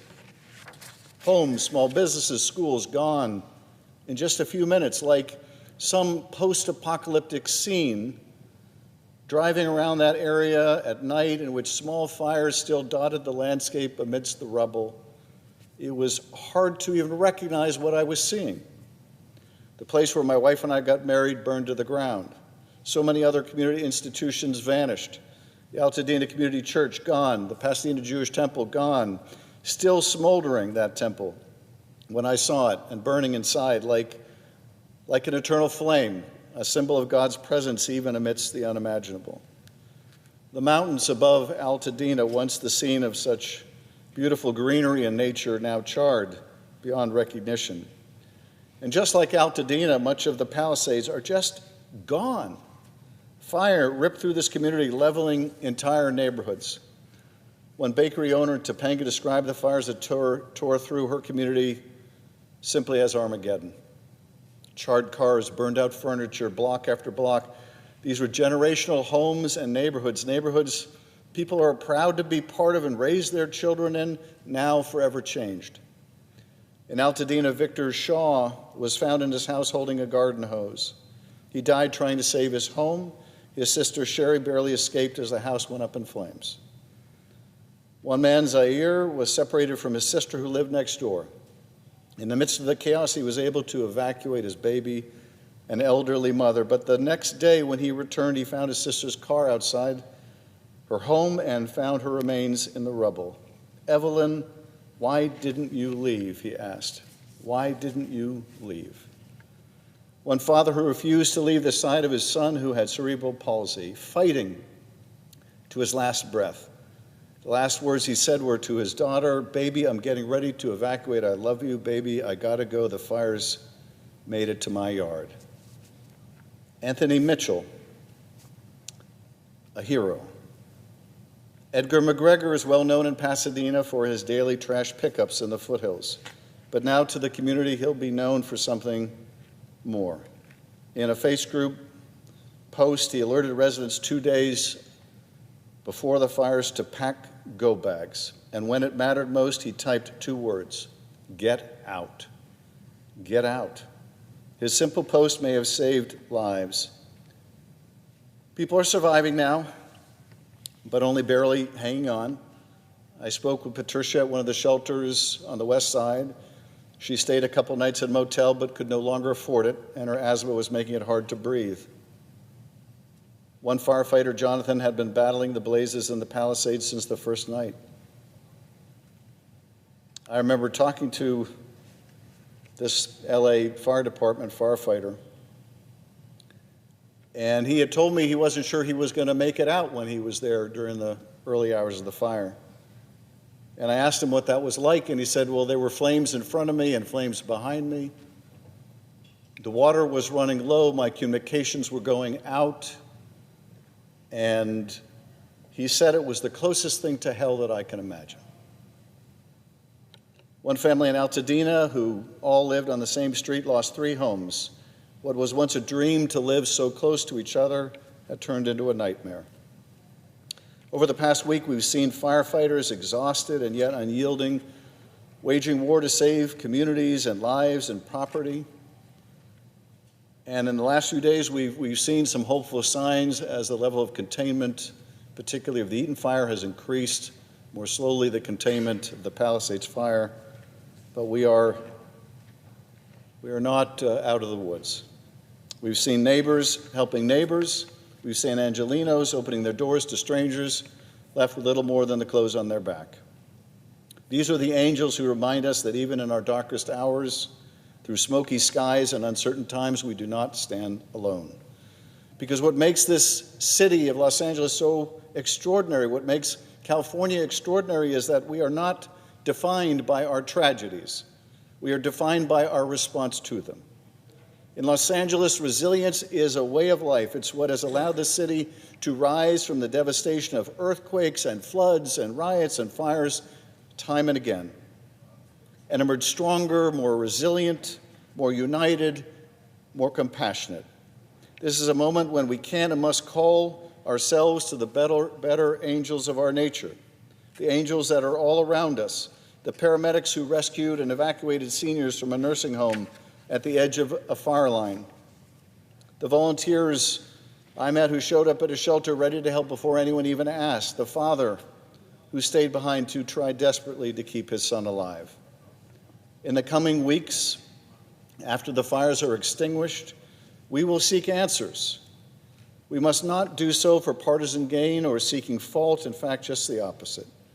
Because only with the truth about what went right and what went wrong can we arrive at solutions.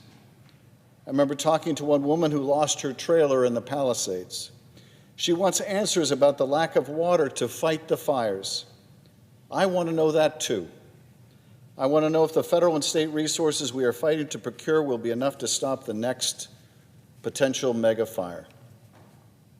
I want to know what we can do to rebuild and rebuild with speed, so the neighborhoods that we lost can be reclaimed by the neighbors who have been displaced, and communities can come together once more. I'm grateful for the governor's efforts to streamline the permitting process so that people can begin to rebuild and rebuild quickly. And I want to know if there was anything more that we can do or could have done to save more lives and more homes. We should all want that. We should all want to rebuild because Los Angeles is one of our nation's great cities. And to rebuild, we will need your help without fanfare or partisan rancor. We need your help. Just like we worked together to help rebuild New Orleans and Louisiana after Hurricane Katrina, we must do so again here. Just like after countless hurricanes struck Florida and the South, we rushed in aid. Just this year after Hurricane Helene, FEMA is still on the ground in North Carolina helping those in its destructive path. And we won't leave, we can't until the job is finished. That's what we must do here. During my time in Congress, I've seen a lot of disaster aid bills. Never in my time have I ever considered whether an area votes red or blue. When people need help, we get them help. When people are fighting to rebuild, we help them rebuild, period. That cannot and should not change, no matter who is president, no matter who's in charge of Congress, no matter who the governor is or who their senators are. That is my urgent plea today. We need your help desperately. Southern California, we will rebuild. We will. But whether we can do so quickly will depend on the actions we take in the next few months. This big, beautiful, diverse city is not just made of steel and stone, but of people. People who stand together when the skies turn dark and rise together when the smoke clears. We are going to rise again because it's who we are. And when we do, we'll show the world what it truly means to be the city of angels. Thank you, Mr. President, and I yield back.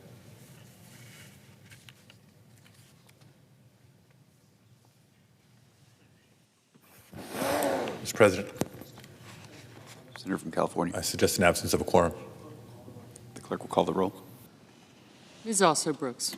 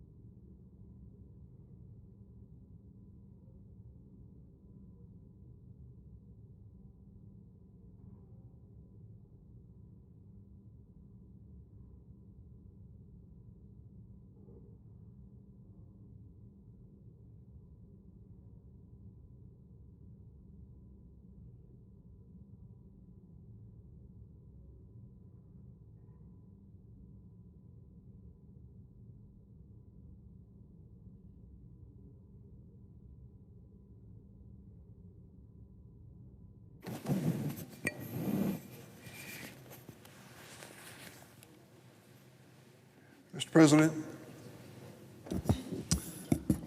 The Democratic whip. are we on a quorum call? We are. I ask unanimous consent it be suspended. Without objection. Thanks, Mr. President. Mr. President, some people in the chamber who served in the Senate may remember my predecessor, Paul Simon of Illinois. Simon was ahead of his time on so many issues, including the importance of clean drinking water and sanitation for the poorest people in the world. He wrote a book called Tapped Out. He autographed this copy and gave it to me in 1998, many years ago.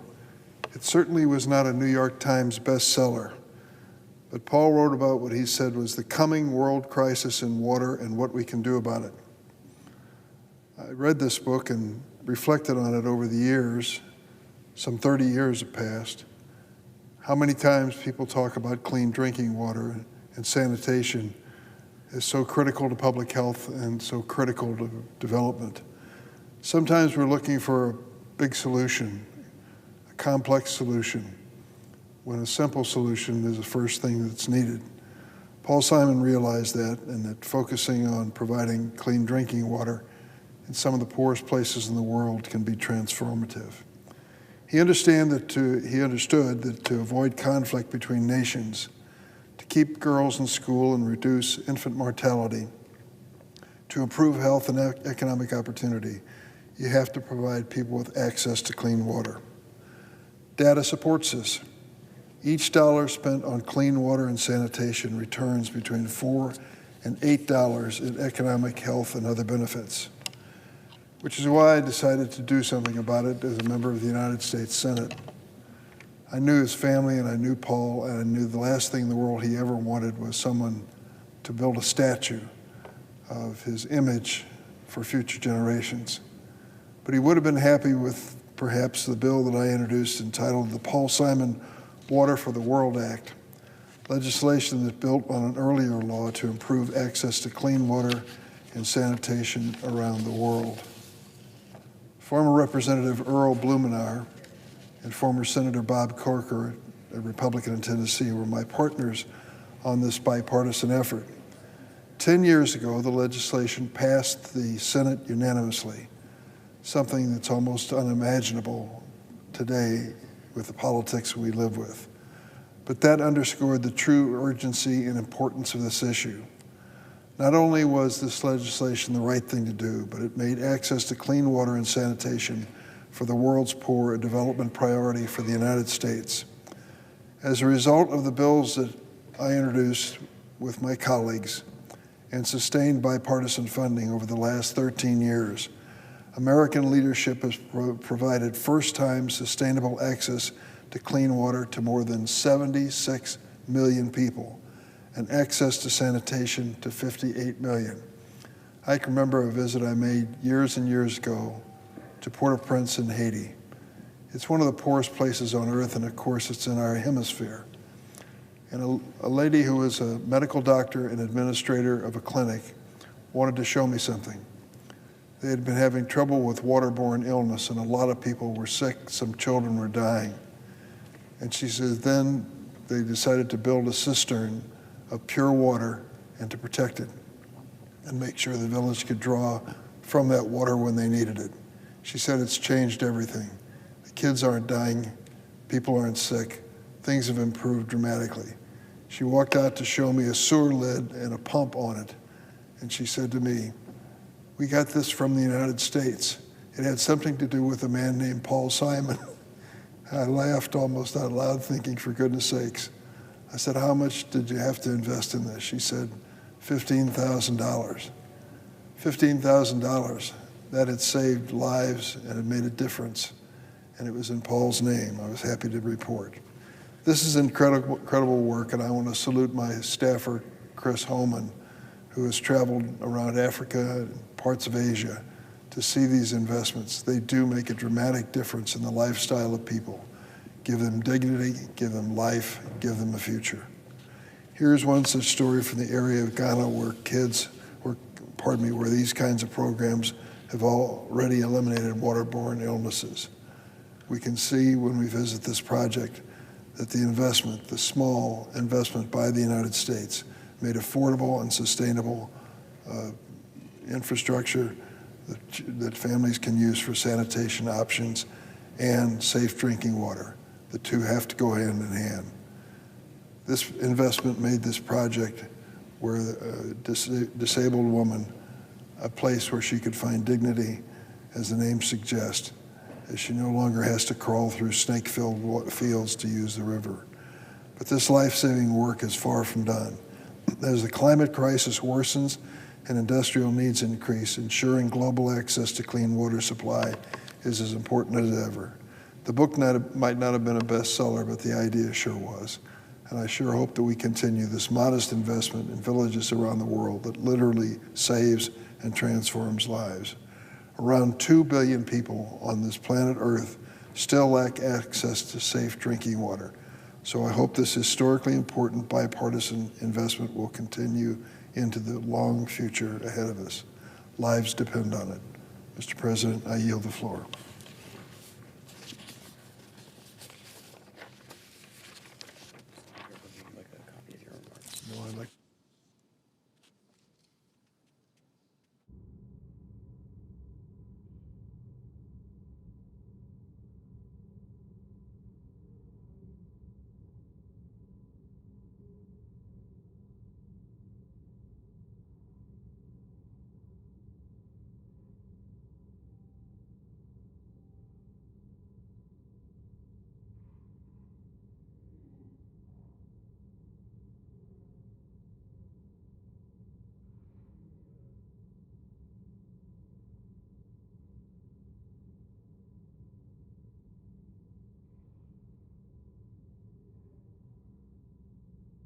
Senator from Washington.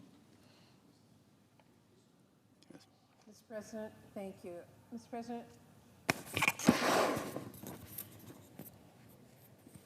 Mr. President, if you believe we should be able to detain and deport undocumented immigrants who have committed serious crimes, and you took Republicans at their word that the Laken-Riley Act was necessary for us to do that, you need to know that is already federal law. We can and do already detain and deport immigrants who commit serious crimes, and we are not about to change that. But Republicans have been ignoring the policies we already have on the books to push for a bill that, in its current form, is more extreme, expensive, and broad than it first appears. I am very concerned that without serious amendments, this bill is rife with unintended consequences and powers that could be abused. As written, it will drastically undermine civil liberties in this country. It will throw our immigration system into absolute chaos by undermining any president's authority to shape federal policy. It will cost tens of billions of dollars, and here is the kicker, it will end up punishing legal immigrants and diverting resources from detaining true threats to public safety. First off, let's talk about how extremely broad the language of this bill is. Under this bill, you don't have to be found guilty of a felony to be detained and deported. That is a huge attack on due process. All you need is to be arrested or charged, regardless of whether that is something as small as shoplifting a candy bar, regardless of whether it may become clear that you are innocent, regardless of whether this happened years or even decades ago, and even regardless of whether you are a child. So let me just underscore that because it's important. This bill has no exemption for kids, no cutoff age, no process to keep it in line with our general child welfare laws. As written, this bill appears so broad that a child could be locked up and put on a plane without their parents. With such sweeping language, I am deeply concerned the Trump administration could abuse this law to deport dreamers or our farm workers or other essential workers who, again, may never be convicted of a crime.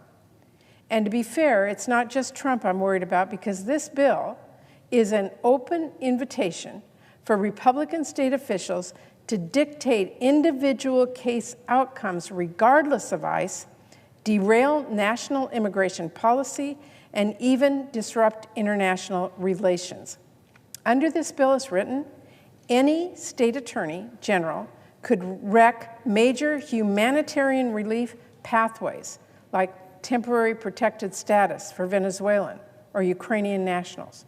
They can seek court orders to deport individuals without sign-off from ICE. And in some cases, they could sue to halt visas from entire countries. That is a policy that, by its design, will end up punishing the people who are following the law to enter the U.S. legally. It could punish refugees who are fleeing violence.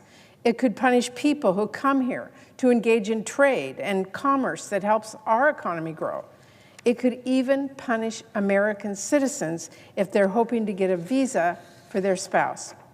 With a federal immigration system that is already too chaotic and complicated, just wait till any state AG can overrule ICE, undermine the president, and throw thousands of legal visa applications into limbo. The bill also promises these lawsuits priority, which could be a huge burden on our courts.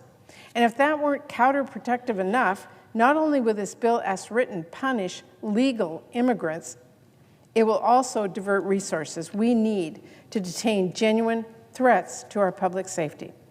If ICE is required, as this bill convicted shoplifting cases and the like, they will have their hands tied as resources are stretched thinner and thinner by an overwhelming number of minor cases, leaving them with fewer and fewer resources then to tackle the most serious cases.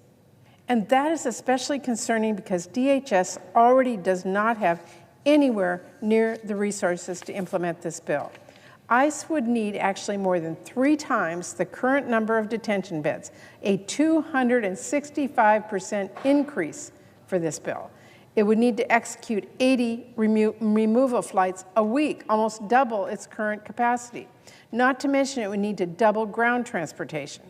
That all adds up to ICE needing to nearly double its staff, hiring over 18,000 additional people.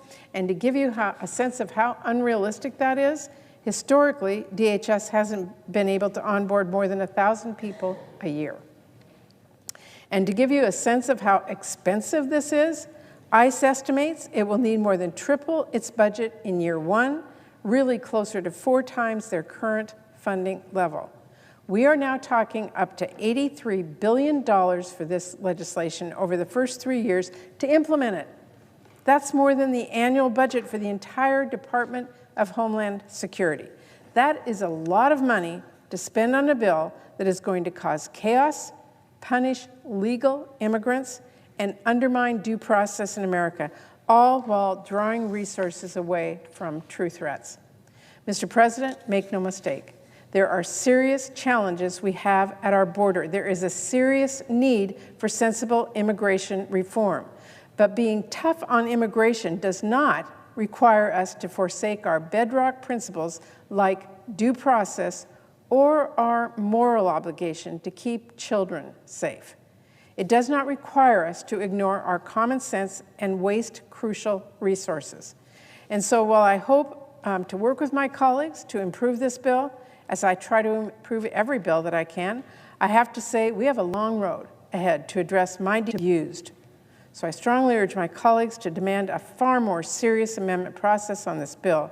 But more than that, I urge them to demand a serious, bipartisan approach to tackling immigration in an effective, humane way, one that protects our country and upholds our values. Mr. President, on a very different topic, I wanted a chance to talk today about one of the nominees that's coming before us. Because, Mr. President, when I was a very young girl, when the polio vaccine was approved, and to this very day, I remember my mom saying, thank goodness we can now send our kids to school, not have to worry that they get sick, be paralyzed, or live in an iron lung or worse. The relief was overwhelming. And that is why the fear is so overwhelming now that Donald Trump wants RFK Jr., an outright, unapologetic, anti-vax conspiracy theorist, as our nation's Secretary of Health and Human Services. Now, I want to be clear. I will not be shy about making my concerns quite plain with the American people. That's part of our Senate's role, to advise and consent to the president's nominees. It is our job to vet these nominees and put them through a rigorous process to determine if they are qualified to serve. That's why I met with RFK Jr. yesterday, so I could be direct with him about my concerns with his anti-vaccine record. And so I could discuss the other challenges our nation faces where HHS has a really crucial role. I do appreciate his time, and I appreciate the opportunity to look for areas of common ground. But as I have said already, I oppose his nomination because regardless of any other views he holds, his long history of explicitly anti-vaccine activism is utterly disqualifying. And I am not the only one who is worried. Even Trump's Jr.'s agenda will cost lives in this country. I mean, just imagine if RFK Jr. was secretary when COVID struck, we still might not have vaccines. After all, he called the COVID vaccine the deadliest vaccine ever made. This isn't a case where we can just look for areas of agreement or hope for the best, maybe drug costs, maybe healthy food. We're talking about a conspiracy theorist who is openly antagonistic to public health. And we'll have not asking too much to have a Secretary of Health who believes in healthy food and believes in vaccines, especially when we are already backsliding on vaccines and seeing real and deadly consequences. We eliminated measles in 2000, but last year we had 16 outbreaks. Whooping cough has spiked in the country and in my home state of Washington. Polio, even polio, is making a comeback. These are dangerous diseases, and RFK Jr. will let them spread through our communities and schools like wildfire. And as any parent knows, when a bug goes around a school, it doesn't stop there. It comes home to mom and dad, baby brothers and sisters who could be at serious risk. So I'm here this afternoon to talk some truth to the American people about the stakes here and lay out the facts for anyone who might not appreciate the serious threat posed by RFK Jr. Maybe you think, well, he's not talking about vaccines like polio or measles, or he's only asking questions. Except know this, he founded a nonprofit entirely focused on attacking vaccines. RFK Jr.'s nonprofit has made videos promoting falsehoods about vaccines and autism and sowing distrust in vaccines, especially among the Black community. They tried to revoke the emergency even amongst measles outbreaks. And it's not just RFK Jr.'s nonprofit that should raise alarm here. He has said he doesn't know if the polio vaccine caused more deaths than it prevented. Or another example, the HPV vaccine has led to a huge drop in cervical cancer. RFK Jr. suggested it increases cancer risk. And let's not get cute here with excuses like, well, he's just asking questions, because when he says we need to know vaccines are safe, he is ignoring the centuries of research we have already done on these vaccines. We do know they are safe. And what's more, he has not just been asking questions. These are statements I'm going to give you that RFK Jr. has made. These are in his own words. He said, and I quote, "I do believe that autism does come from vaccines." He said, quote, "They get the shot that night, they have a fever of 103, they go to sleep, 3 months later, their brain's gone." Again, he said the COVID vaccine was, quote, "the deadliest vaccine ever made." These statements are not just false. They are, Mr. President, irresponsible, and they are disqualifying. Given his track record, we cannot just hope that if RFK Jr. finally gets power to undermine vaccines, a cause that he has, by the way, dedicated considerable time and money and effort to, that he'll just give that up. That is not believable, especially when we know the lawyer helping him put together a team has tried to have 14 different vaccines pulled from the market himself, including, by the way, the polio vaccine. And if you are thinking, well, he can't really do anything about vaccines, you need to think again. If confirmed, RFK Jr. would have tremendous power to undermine vaccines. He could influence FDA's approval of medicine and drugs. He could directly appoint people to CDC's vaccine board, which influences vaccine coverage and costs. He said he will fire top researchers by the hundreds and pause infectious disease research for years, a threat far beyond vaccines, I would say. And let's not downplay the fact that as secretary, he would have one of the biggest megaphones in the world to spread anti-vaccine misinformation. Maybe you are someone who thinks, so what if we have more whooping cough? Or a lot of people have had measles, they lived. Well, I realize that some people probably think like that because they have never seen the reality of these terrible diseases, because vaccines have been so effective. A nurse recently shared online what whooping cough can do to a baby, what she has watched families go through herself. I will warn you, it was soul-crushing. First, the baby can't stop coughing, not even to eat, not even to breathe.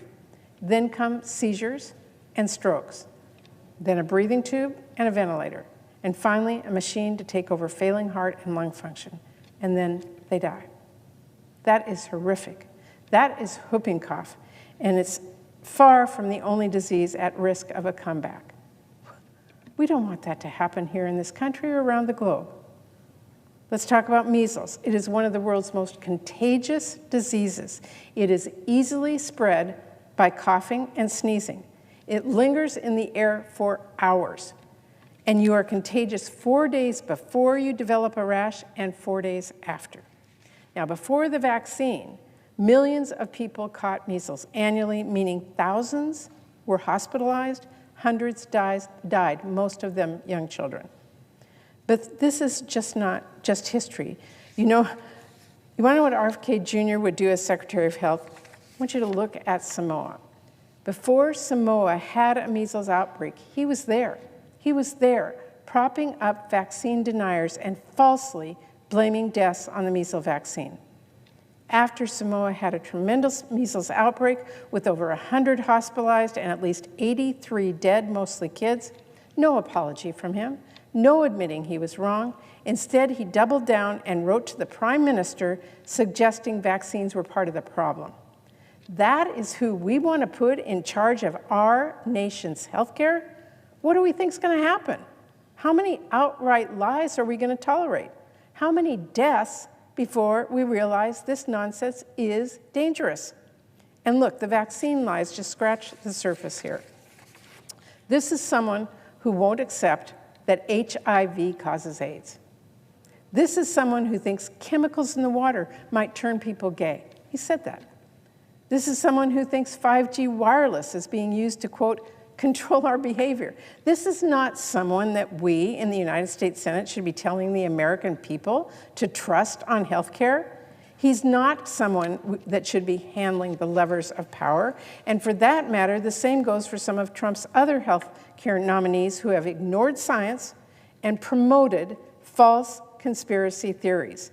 His nominee to lead the CRC is an anti-abortion extremist with zero public health experience, unless you count peddling the conspiracy theory that vaccines cause autism or promoting junk healthcare plans. And then you have Dr. Oz, who's been named to lead CMS, someone who is known for pushing quack treatments and debunked junk science, who will be shaping healthcare coverage for millions despite clear conflicts of interest. I cannot drive home enough to the United States Senate. This is not a game. These are not political roles without consequence. They have real power over whether Americans can get basic information and health care. Mr. President, I want to end on this note, and it is important. Vaccines save lives. That is not a question. It is not a slogan. It is a fact. And if you cannot accept that fact, if you cannot be honest with the American people about it, if when parents look to you, worried about their newborn, wanting to do what's best for their baby, trusting your advice as a public health leader, if you cannot tell them the same truth that centuries of science and experience tells us, which is that vaccines are safe and effective and life-saving, then you have absolutely no business leading the Department of Health and Human Services. None. That should not be up for debate. A vaccine denier should not be our highest ranking healthcare official. Thank you, Mr. President. I yield the floor. Suggest the absence of a quorum. Clerk will call the roll. Ms. Also Brooks.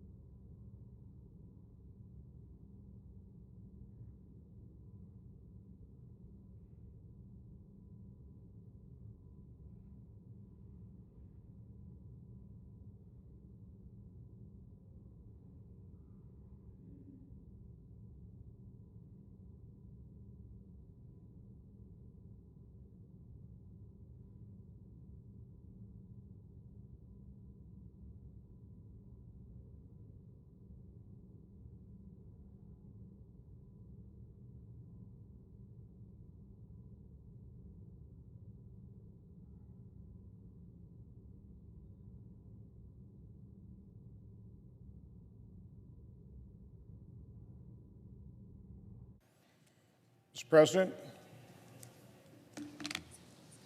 Senator from Wisconsin. Mr. President, I have 6 requests for committees to meet during today's Senate session. is in a quorum call. Please dispense with the I request that you dispense with the quorum call. Without objection. Mr. President, I have 6 requests for committees to meet during today's session of the Senate. They have the approval of the majority and minority leaders. Duly noted. Mr. President,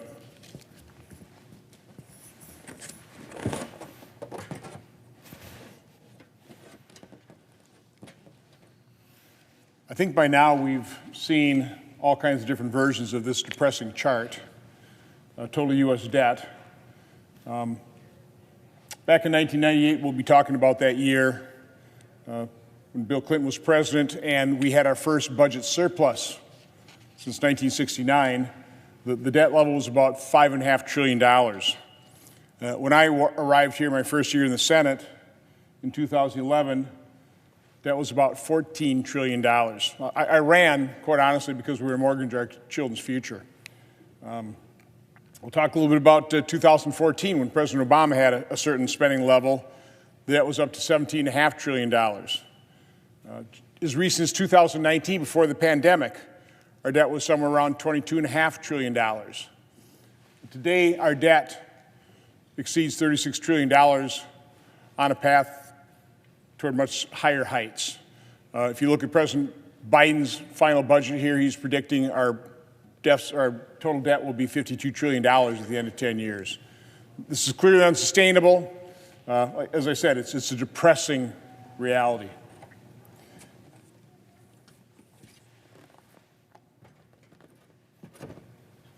The result of all that debt, one of the many results, was the devaluation of the dollar. A dollar you held in 1998 is only worth 51 cents today. We basically cut the value of a dollar in half since 1998. 2014, when President Obama was president, now the value of that dollar is only worth 74 cents. The value of a dollar prior to the pandemic, 2019, is now only worth 80 cents. That's why people can't afford things. This inflation caused by massive deficit spending, this is the stealth tax on every American. It's a very regressive tax. It primarily hurts people at the bottom part of the income spectrum. You know, wealthy individuals have stocks, they have other assets that inflate as the dollar devalues. So again, this harm primarily affects lower income Americans. The people, the men and women who work are harmed by this. This can't go on. This is an outrage. This is a tragedy. Mr. President, I just want to ask a little bit of a hypothetical here before we talk about this chart. Let's say you're an American family of 4, and you're doing pretty good. You make and you spend about $100,000 a year. Let's say the next year you have a serious illness in your family, and all of a sudden you have major medical bills totaling $50,000. So the next year you spend $150,000. Let's say you get some good news. That medical condition is now solved, your family member is healed. What would most American families do? If their income level stayed the same, around $100,000, I don't think they'd keep spending at a $150,000 level. They certainly wouldn't borrow $50,000 to maintain that spending level. They would reduce their spending level back to what it was before the illness, right? They go back somewhere around $100,000, maybe a little bit more based on inflation. That's not what the federal government did. This, I know, is shocking most Americans as I'm laying out the reality of the situation. In 2019, prior to the pandemic, total federal government spending was $4.4 trillion. Then we had COVID, and I think we very unwisely shut down a lot of our economy. It destroyed people's businesses. It destroyed people's lives, our miserable, failed response to COVID. It cost a lot of money. So Washington went on a massive spending spree. In the year of the pandemic, we spent actually closer to $6.6 trillion. Now again, if it would have been like a normal family, once the pandemic passed, we would have returned to some reasonable spending level, but we didn't do that. The last 5 years now, we've spent, on average, $6.5 trillion. That's $2.1 trillion more than we spent in 2019. There's no justification for that. This last year, we spent a total of $6.9 trillion, $2.6 trillion, $2.5 trillion higher than the $4.4 trillion.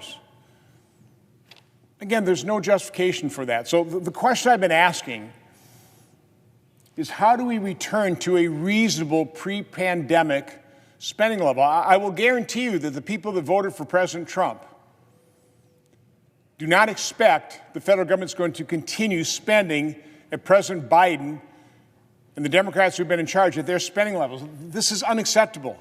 It's unsustainable. So what I've done is I've laid out a couple of different options here. Again, I'll use another analogy. Let's say that same family of four I was talking about that had an income of about $100,000. Let's say they have a baby. So now their population, their family size has increased 25%. I think most people would recognize that if that family of four could increase their income 25% from $100,000 to $125,000 and then tack on an amount for inflation. Let's say it's 3% inflation up to $128,750. I think most people would recognize, well, now that family's kept whole. They've been made whole. They've been able to maintain their standard of living. Well, I think the same thing would be true for the federal government. For Americans living within America,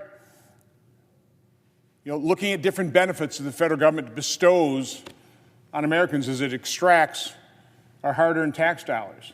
So I went back to a number of different years prior to the pandemic. I went back to 1998. Again, that was the first year we actually had a budget surplus since 1969. That's how irresponsible the government's always been. But back in 1998, what a magic moment. We actually had a budget surplus. That was under Bill Clinton. We spent $1.7 trillion. So, that's obviously too low because we've had inflation, we've had population growth. So what I've done in each one of these scenarios here is I've taken the basic spending levels, I've increased them based on population growth and inflation, plus I exempt Social Security, Medicare, and interest. And I've plugged in President Biden's 2025 budget amounts for Social Security, Medicare, and interest. So the result of that analysis for 1998, for Bill Clinton's spending level, I don't think anybody would really argue that Bill Clinton spent too little in 1998. If you did that, inflate it, increase it based on population and inflation, plus you use today's 2025 Social Security, Medicare, and interest expense, you'd end up at $5.5 trillion. It's not a secret. The reason I chose 1998, I looked at all these years, doing that with 1998 spending levels, if you compare that to President Biden's budgeted revenue for this year, which has not decreased because of the Tax Cut and Jobs Act, revenue has consistently increased to $5.5 trillion, we would have a balanced budget. What everybody says is impossible to achieve, going back to Bill Clinton's spending levels, increasing them by population and inflation, and using today's Social Security, Medicare, and interest expense, would balance the budget. We wouldn't have to increase the debt ceiling. We wouldn't be experiencing or threatened by more inflation. Okay, if that's too reasonable for Washington, D.C., let's look at another scenario. Let's take a look at at President Obama's spending levels in 2014. Again, I don't think President Obama was spending too little in 2014. I was here. He was spending too much. But if you take his 2014 levels, inflate them by population growth since then and inflation, using today's Social Security, Medicare, and interest, we'd be spending $6.2 trillion this year. Pretty reasonable. Not a balanced budget, but a whole lot better than the $6.9 or the $7.3 trillion that President Biden budgeted for this year. A far more reasonable spending level. But if you don't like that, if that's just too reasonable, too aggressive for you, just go back to 2019 when we spent $4.4 trillion. Increase it by population growth, inflation, using President Biden's Social Security, Medicare, and interest, it'd be 6.5. I think that's completely unacceptable. That's been the average. We increase that, $2.1 trillion above the $4.4 trillion. It'd still be a whole lot better than President Biden's $7.3 trillion or last year's spending of $6.9 trillion. How can anybody justify spending at this level when we were only spending $4.4 trillion 5 years ago?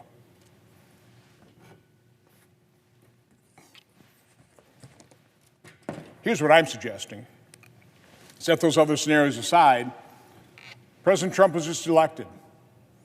Again, I don't think anybody, certainly not me, I voted for President Trump. I was not expecting President Trump, and I do not expect him to come into office and accept and spend at President Biden's levels.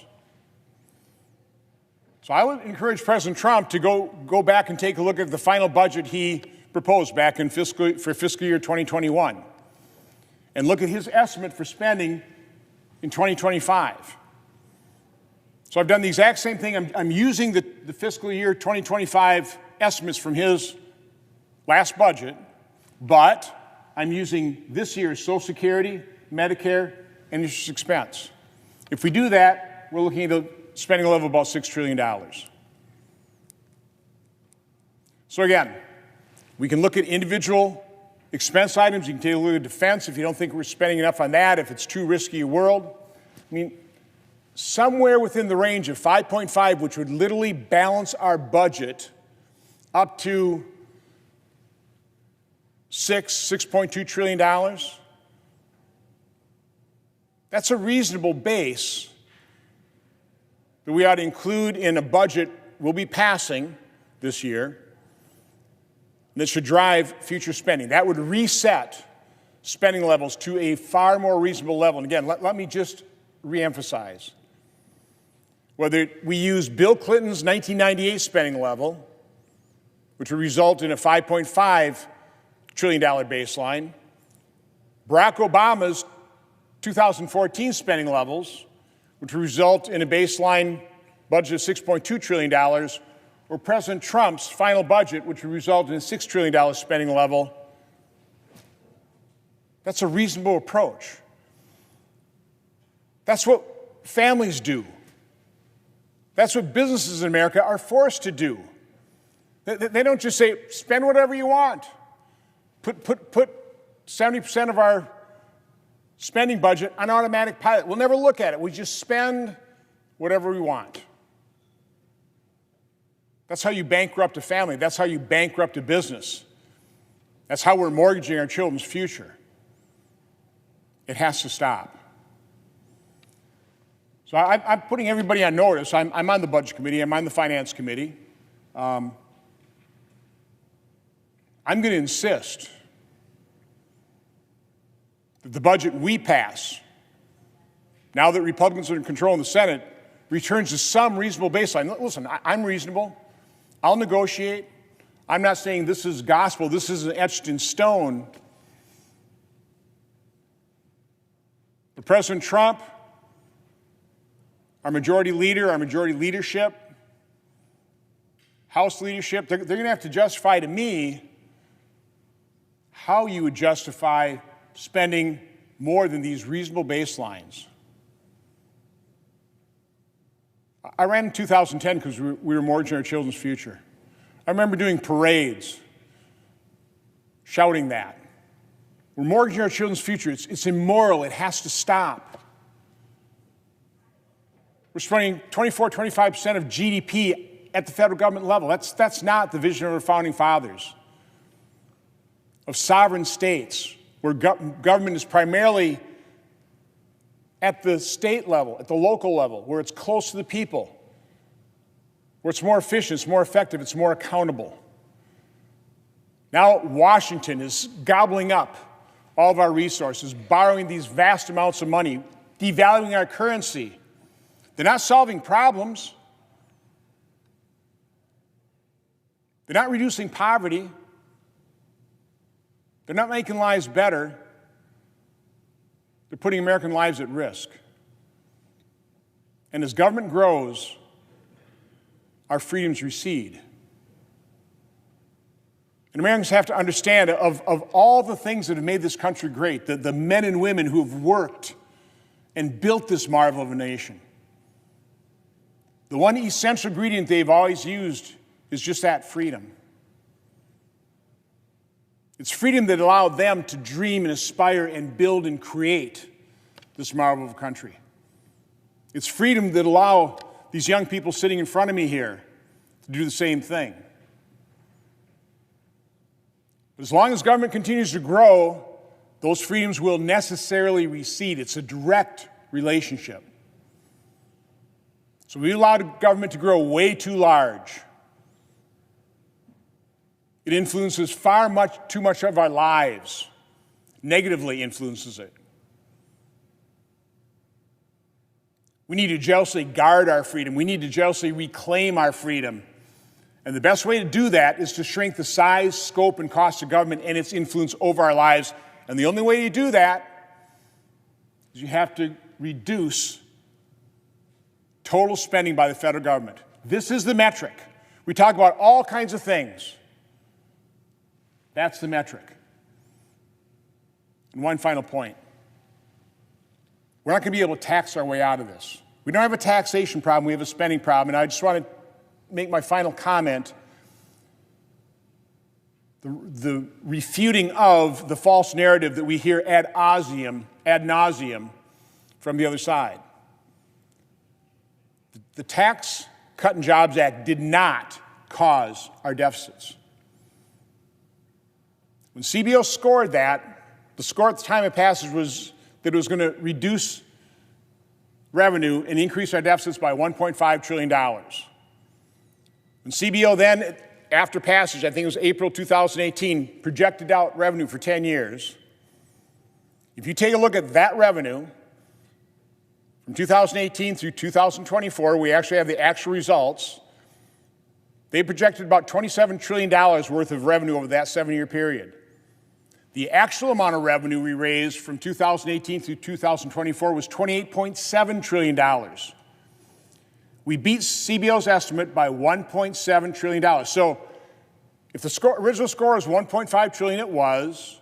In 7 years, we actually beat their estimate by $1.7. We paid for that tax cut in 7 years, plus $200 billion. And we had the severe COVID recession in the middle of that. So don't believe anybody that tells you the Tax Cuts and Jobs Act caused our deficits. They didn't. They paid for themselves in less than 7 years and then some. We have a spending problem in this country.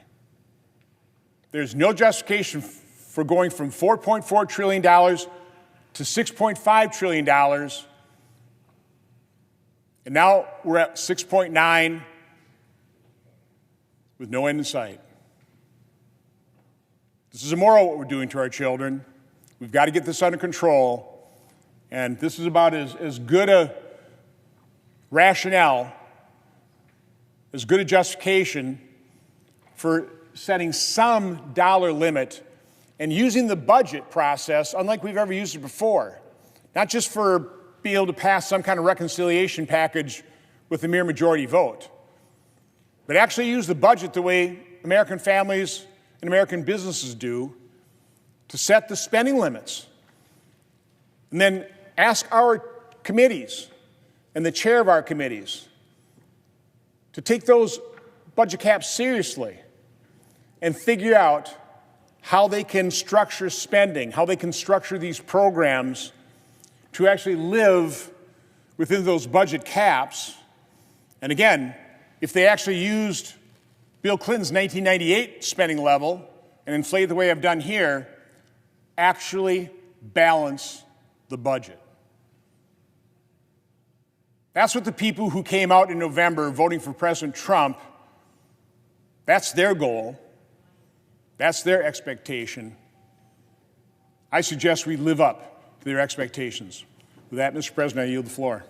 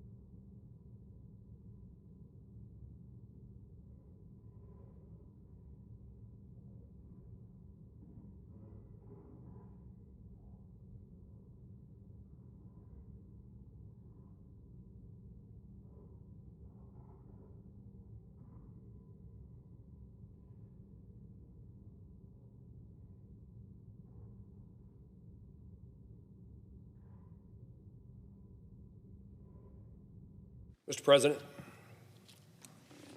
Senator from Kansas. Mr. President, thank you.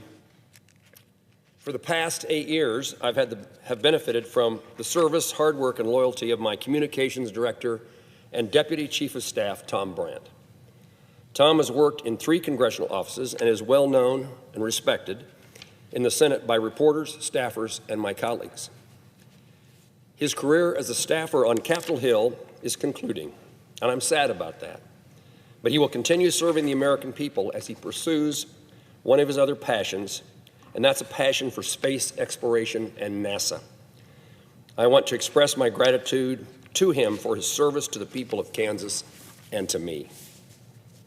Tom is from Overland Park, Kansas, and comes from a long line of Kansans. He embodies Kansas values of hard work, determination, and generosity, and I know he learned these traits from his role models, his parents, Carl and Nancy Brandt. You've raised a great son, and I thank you for that. His career on Capitol Hill began in Missouri Senator Roy Blunt's office, first in the House and then in the United States Senate. He earned Roy's trust early on as a driver. That's how we often meet some of our best members of our staff, and he, too, maintained a relationship with Roy during his tenure here in the United States Senate. I asked Roy to tell me something about Tom, and he said, Tom Brandt came to work for me in the House and was such an asset that I asked him to join our Senate press team.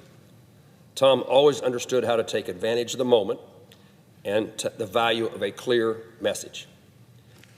I know Senator Moran and his office will miss Tom when he leaves as much as we did. Tom's career took him to work on various campaigns and eventually back to Capitol Hill, where he worked for Kansas Congresswoman Lynn Jenkins during her time as the House GOP Conference Vice Chair. It was in her office that Tom was able to first pursue his passion for NASA. Lynn provided me with some thoughts, in her words, that she wanted to share about Tom. Tom is one of my all-time favorite coworkers. When I asked her whether, this is me talking now, when I asked her whether I should hire Tom Brandt, she said, he is the best I ever hired. He's hardworking, honest, intelligent, kind, and funny. Tom has a deep appreciation for his home state of Kansas and served it extremely well in his time in my office. That's Len Jenkins speaking. But in many ways, it was his penance. As you will see, Tom is perhaps the worst kind of Kansan. He's a traitor because he chose to attend college at the University of Missouri. It became Tom's interest in NASA and space policy is lifelong. Again, Congresswoman Jenkins speaking. Years ago, when he worked as my communications director, he requested to handle my office's space legislative portfolio. Given I represented a district with no NASA presence and didn't serve on any committee of jurisdiction, no one in our office actually handled that topic. In response, my chief of staff told Tom, "Sure, go for it, but it never comes up." Tom did take it and immediately reached out to NASA staff, and soon thereafter, he set up my office's first of many interactions with NASA. That's the end of Len Jenkins' quote. After working in the House and the private sector, Tom began working in our office in 2017. It became evident to me early on that one of Tom's greatest strengths is his ability to quickly build friendships and collaborations. He can quickly put folks at ease with his warm smile and personality. I always thought that smile, he was smirking at me every time I saw him. I got accustomed to that smile as something was much better than a smirk. He will take the time to talk with frustrated constituents to assure them that they have been heard and that he will do his best to help. And Tom always followed through on his promises. The relationship he formed over the years, it spans from everyone, House members, United States senators, staff in both places, and these relationships have aided Tom in his work. Early on in his time in my office, he took a trip to Taiwan and established relationships with officials he met in the Taiwanese government, and he maintained those relationships after returning home. And during COVID-19 pandemic, Taiwan generously offered to send face masks and personal protection equipment to the United States. And Tom reached out to his individual friends he'd made, and he asked them if any of that equipment could be sent to Kansas to help the hospitals that were in desperate need. Tom's request resulted in Taiwan sending 100,000 surgical masks to Kansas. In a moment of great need, Tom found a way to bring help and aid to the people of his home state. In his role as communications director, I expected a lot of press to be sitting in the gallery, but I see none. In his role as communications director, Tom has been a steadying hand, helping me untangle my own thoughts and express my positions in a way that is more clear and winsome. When I've spoken, when I've had to speak after taking an unpopular stand or something that had caused me to be misunderstood, either on policy or legislation, Tom always had my back, advocating for me and my positions, even when he had to face the anger of those who disagreed. He's helped clear the way for tough but important legislation. I'd highlight one, the Empowering Olympic and Amateur Athlete Act, that was born out of our investigation into the abuses of gymnasts and other American athletes. He's shown compassion toward veterans suffering from illness as a result of their service, and we worked together to pass the PACT Act to help those who had encountered Agent Orange and burn pit victims. And he's always shown grit and determination, working through the night on many occasions, helping me find exactly the right words to say to express my position to my constituents in the world. As an Eagle Scout, Tom lives by the Eagle Scout motto, the Scout motto, be prepared. He's always prepared with the right answer and for the tough questions from reporters, like the time a reporter reached out to see if Senator Jerry Moran was playing golf with Vice President Pence. Tom's, in all of his wisdom, responded, "Mike Pence golfs." Again, he has the gift to communicate. While I congratulate Tom on his new job at NASA, his absence will be felt not only by me and by our team, but by his many friends and colleagues on Capitol Hill. Tom, we will miss your communications and policy expertise, your humorous quips and one-liners, your loyalty to the Kansas City Chiefs and Red Friday, and above all, your friendship and passion for making the world a better place for Kansans and Americans. I'll miss, Tom, our nearly daily walks as I've come over here to vote. It's a difficult job to be a comms director for a senator who almost always shies away about visiting with reporters. Thanks for helping me explain my errors and celebrating our accomplishments. You had no responsibility for the errors and a great deal to do with the accomplishments. Thank you for doing your job so well. Pretty good for a Mizzou grad. Mr. President, I yield the floor.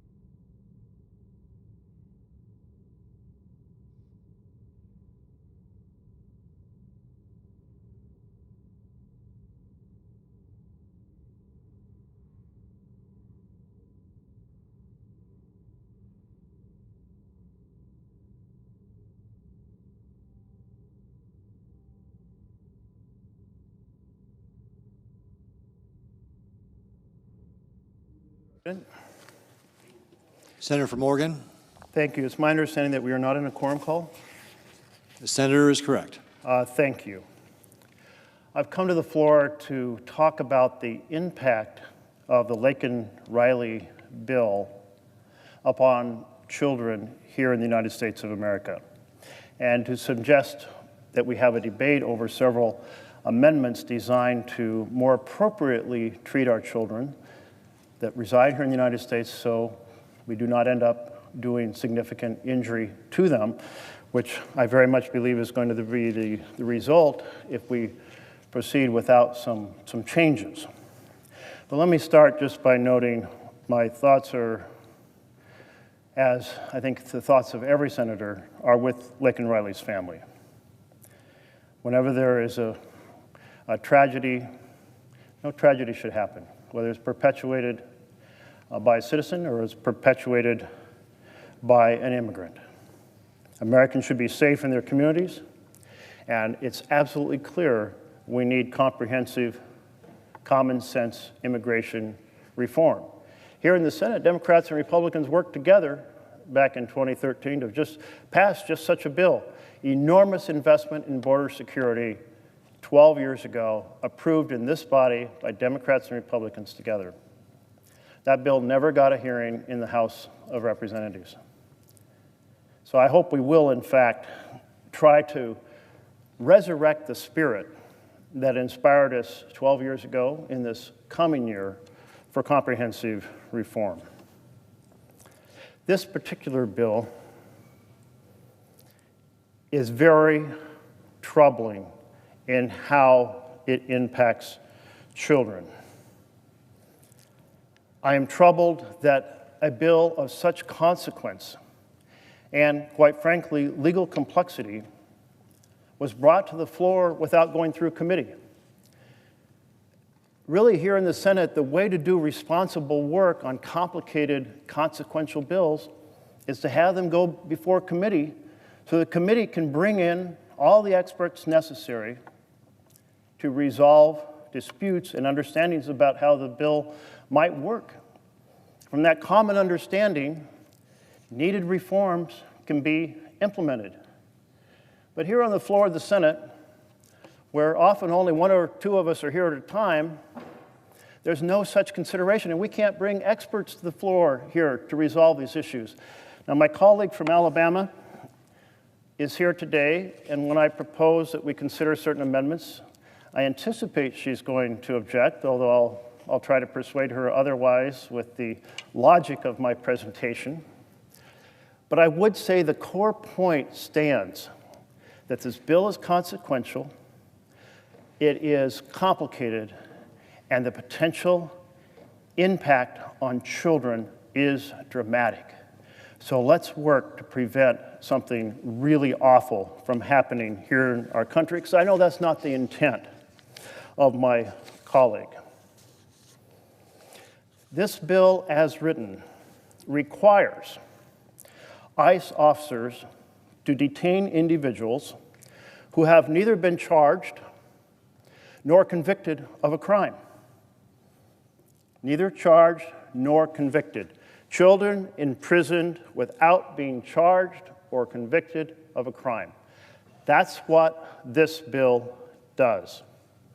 In the current system, children can be, in fact, detained, but it's at discretion on the front end and discretion on the back end to understand the whole of the circumstances. Is the individual a flight risk? Does the individual pose a risk to the community? Are we talking about an assault with a deadly weapon, or are we talking about grabbing and eating an apple while walking down the aisle of the grocery store? That discretion is obliterated in this bill. If a 5-year-old girl in either of our states, I'm from Oregon, and Britt from Alabama, gets hungry and grabs that apple, the Laken-Riley Act says that young girl, if arrested, must be put into an ICE prison. Must be, without discretion. And there is no provision in the bill to get that girl out. There is no required review. This is an obliteration of everything we understand about due process. A child arrested but never charged because there was, in fact, in the end, no evidence, no conviction because since there's no evidence, there's no trial, is still sitting imprisoned without recourse in an ICE prison. This is not the America I know, and I don't believe this is the America my colleagues across the aisle want. So I come here to say, let's work together to fix this bill. That's what we're looking to do today. So, I have 3 amendments, and I will explain each of the amendments before I ask unanimous consent to set aside the pending amendment so that the amendment could in fact be debated and voted on. The first amendment excludes children from this bill. If the idea is that mandatory detention should apply to adults, then let's exclude children. Children would still be subject to potential detention that exists under the current law at the discretion. And in fact, under current law, they can be detained with discretion, even just for an arrest before they have been charged or convicted. But there's discretion involved. And I know of no case in which there has been permanent, mandatory imprisonment of a child who has only been arrested and never charged and never convicted in the entire history of the United States of America. And we're about to change that. And that is wrong. So I ask unanimous consent to set aside the pending amendment so that I can offer my amendment number 73, that there be up to 15 minutes for debate on the amendment, and that upon the use or yielding back of time, the Senate vote on the amendment without further intervening action or debate. Is there objection? Mr. President. Senator from Alabama. Reserving the right to object. Mr. President, with all due respect to my colleague from Oregon, he voted against even proceeding to this bill. Now he is attempting to force amendments onto the bill outside of the bipartisan amendment process that we are working through. And look, I get it. I understand the frustration when your caucus is working and your bill doesn't get called up to be voted on. But the truth is, we are working diligently to make sure that all voices are heard. And I also find it really interesting because for the past 4 years, under the failed Biden-Harris administration's open border policies, I have not seen one bill be brought to the floor from this side of the aisle to really focus on what's happening to children as a result of these policies. If you look at our wide open border, we've had over 468,000 unaccompanied children come across our border in the last 4 years. When you look at the numbers that HHS has put out, they admit to losing at least 85,000 children. Where has the outrage been? My colleagues and I on this side of the aisle have been diligently bringing this to the forefront time and time again, even holding our own version of a hearing because we couldn't get our Democratic colleagues to shine light on this. How dare they step out of line with Biden and Harris and their open border policy and agenda? How dare they? They should have. We did, and we will continue to make sure that we speak up for these kids. When you look at what's happening to migrant children being trafficked in many cases, from drug trafficking to sex trafficking to stories that are absolutely gut-wrenching and heartbreaking, something has to be done. And it begins with making sure that we have accountability and that we are taking criminals off our streets. And it's not just migrant children who have paid the price for the failed policies of this last administration, Mr. President. It is American children as well.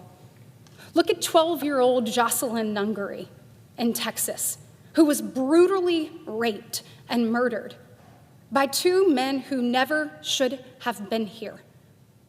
Look at Laken Riley, who last Friday would have celebrated her 23rd birthday had she still been on this earth.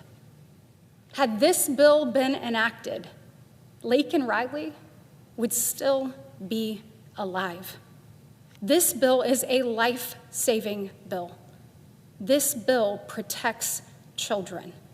We're going to continue to fight to expose the detrimental impact of the Biden-Harris open border policies, and we, on this side of the aisle, look forward to joining with those on the other side of the aisle that are willing to make common sense, targeted reforms to keep Americans safe. And Mr. President, because of that, I object. Objection is heard. Mr. President. Senator from Oregon. My colleague laid out quite a set of factors there. But let's not blur the picture. The picture is this: child came here, brought when they're 2 months old. They've been here for 12 years, they're 14. They walk out of a store with a group of children. The police officer thinks they saw something put into their pocket, arrests them. Turns out they didn't put anything in their pocket, nothing was in there, but they've been arrested. Now ICE is required to indefinitely imprison that child. That child in Alabama, who's going to be a great outstanding member of their school and of their community, sentencing that child with no charge, no conviction, no crime to prison. And we know exactly what harm that type of imprisonment does. That's what this amendment is about. I can't take on all of the other issues, but I will say last year we had a bipartisan group develop a comprehensive bill, and my colleagues across the aisle blocked it from coming to the floor. But that was last year's debate. This is a bill that has a purpose.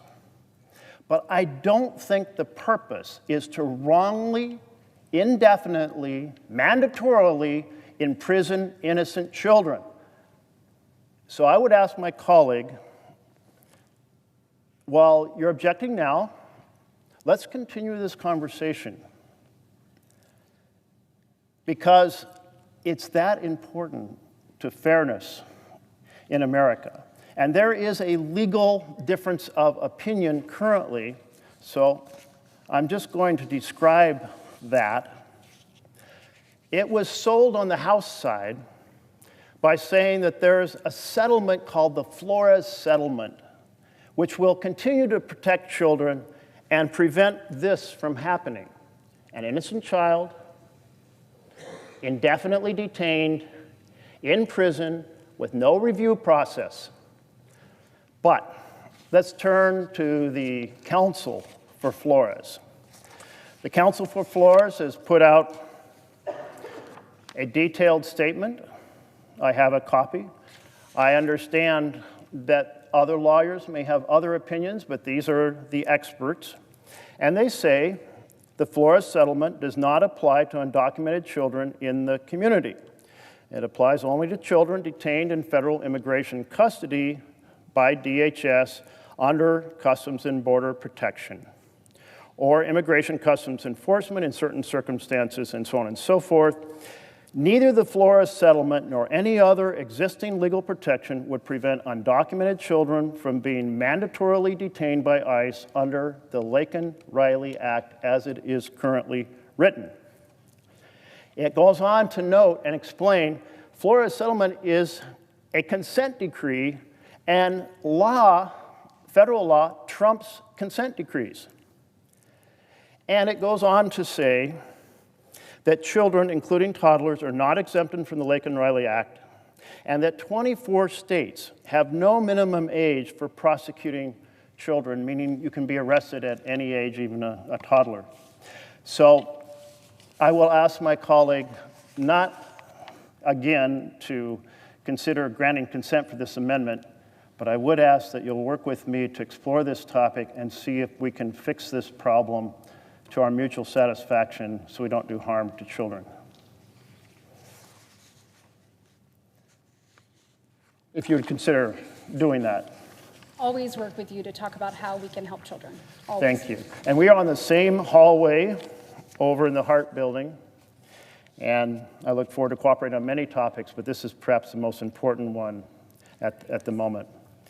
A second amendment that I have creates some of the flexibility that exists in current law that doesn't exist under this bill.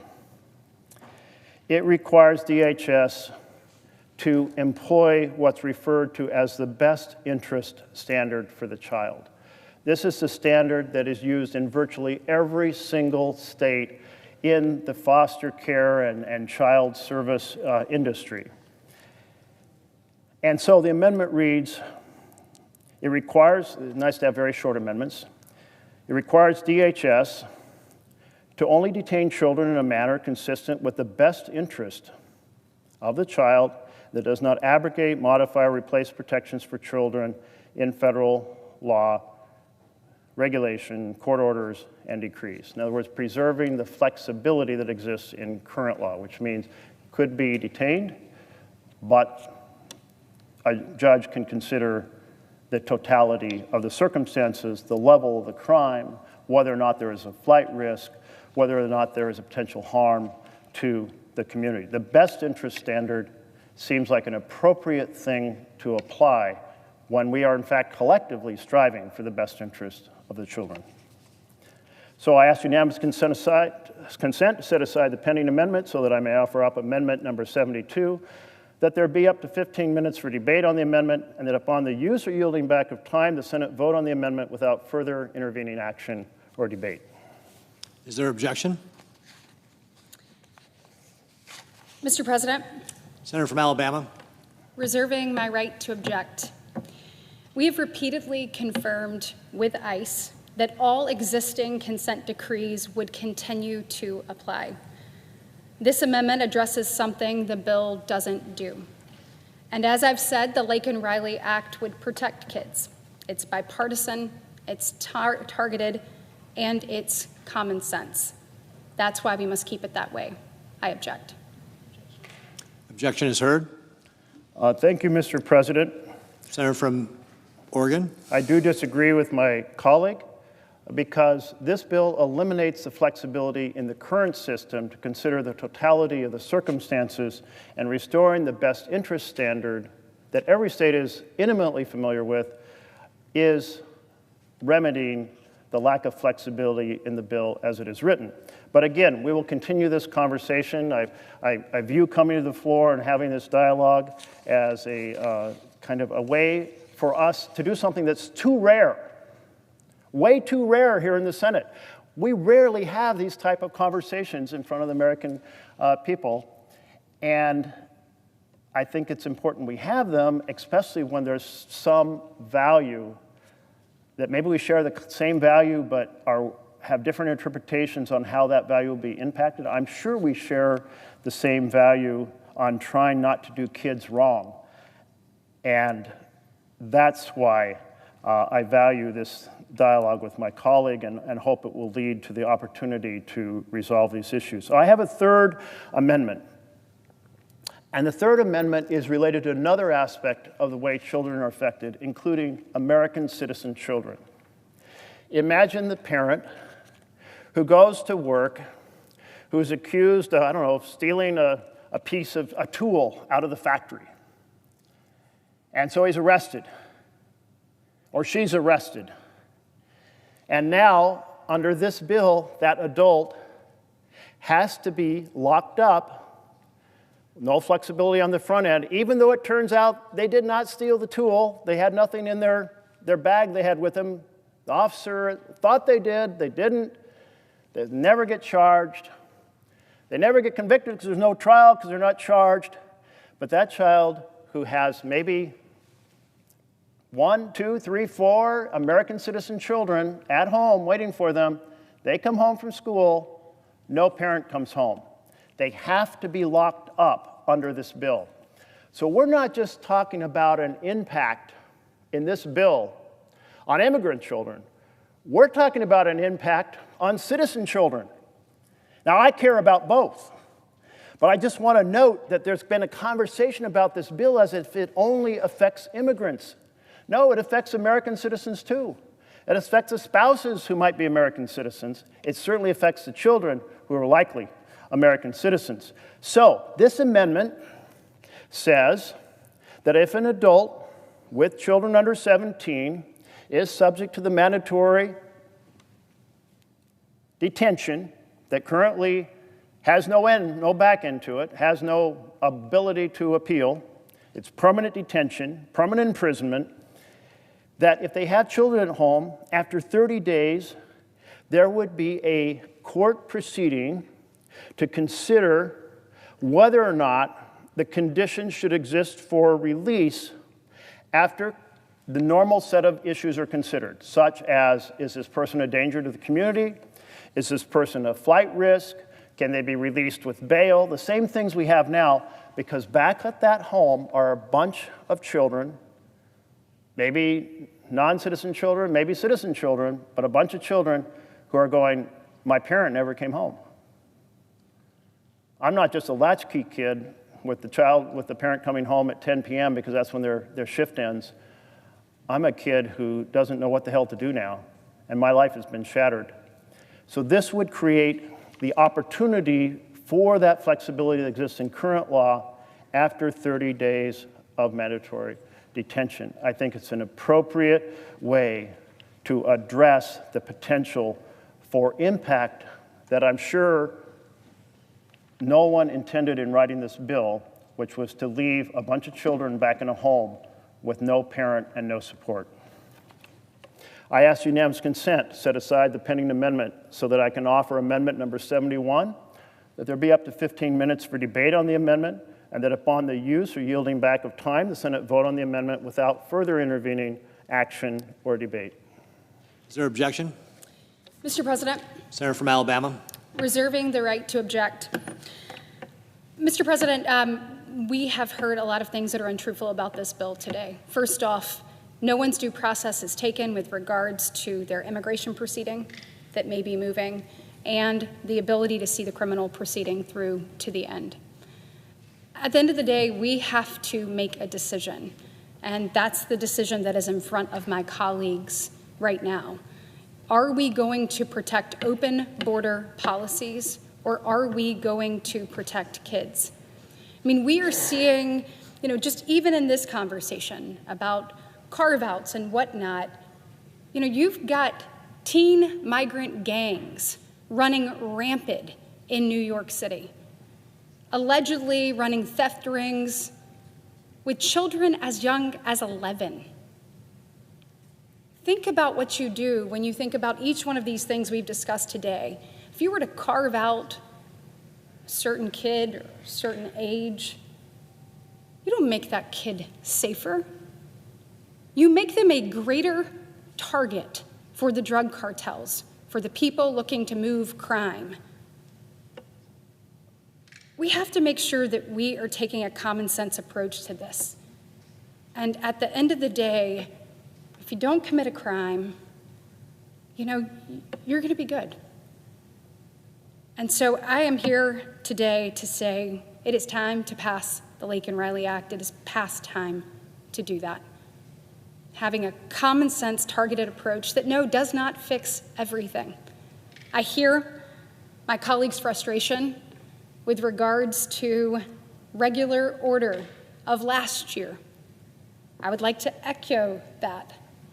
You think about what we're dealing with right now. Mr. President, we have had over 11 million people come across the border under the Biden-Harris administration. Some people say that number is much higher.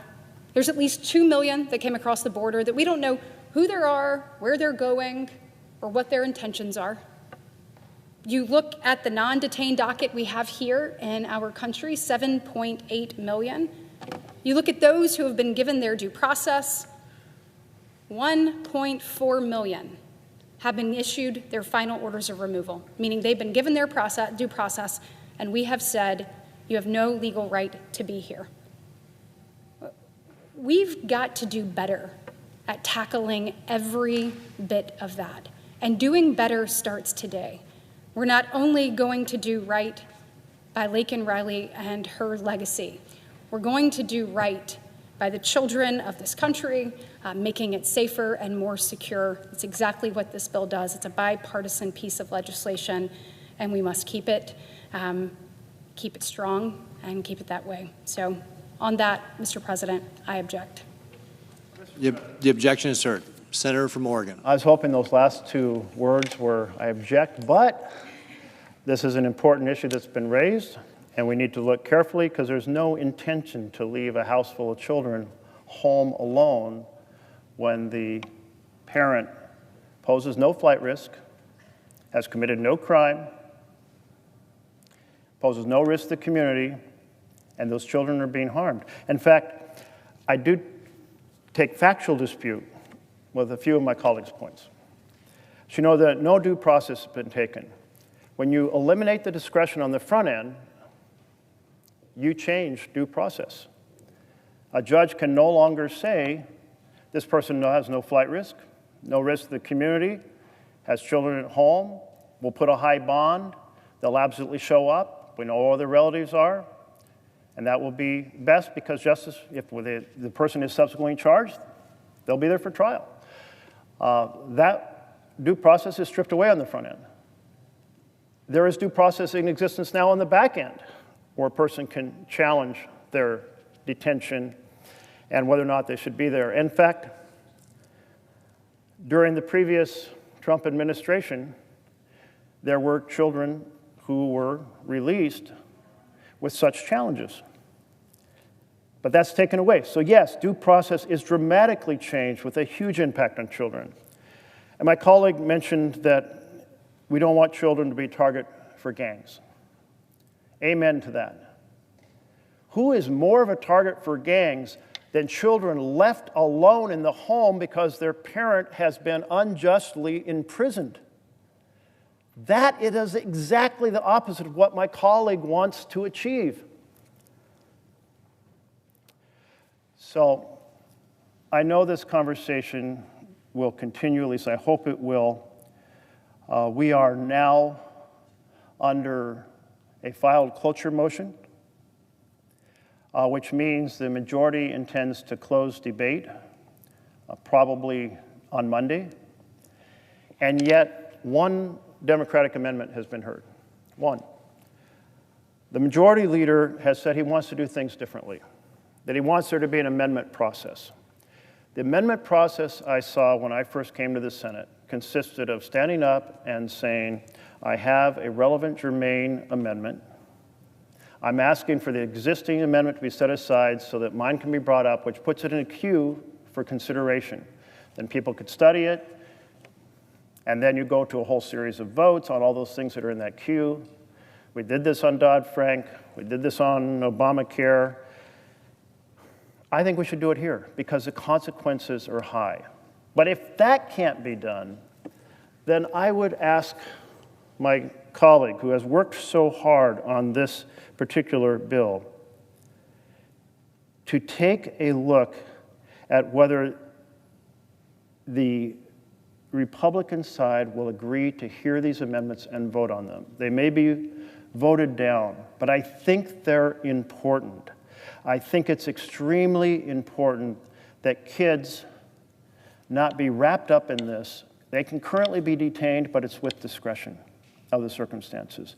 I think it's particularly important that we have a standard for children in terms of their best interest. I think it's particularly important that we have a way after a few weeks to have some look at whether children have been left home alone and if the circumstances are appropriate and there's no flight risk, the circumstances are appropriate, there's no community risk to help address that situation, or we are harming children this was never meant to harm.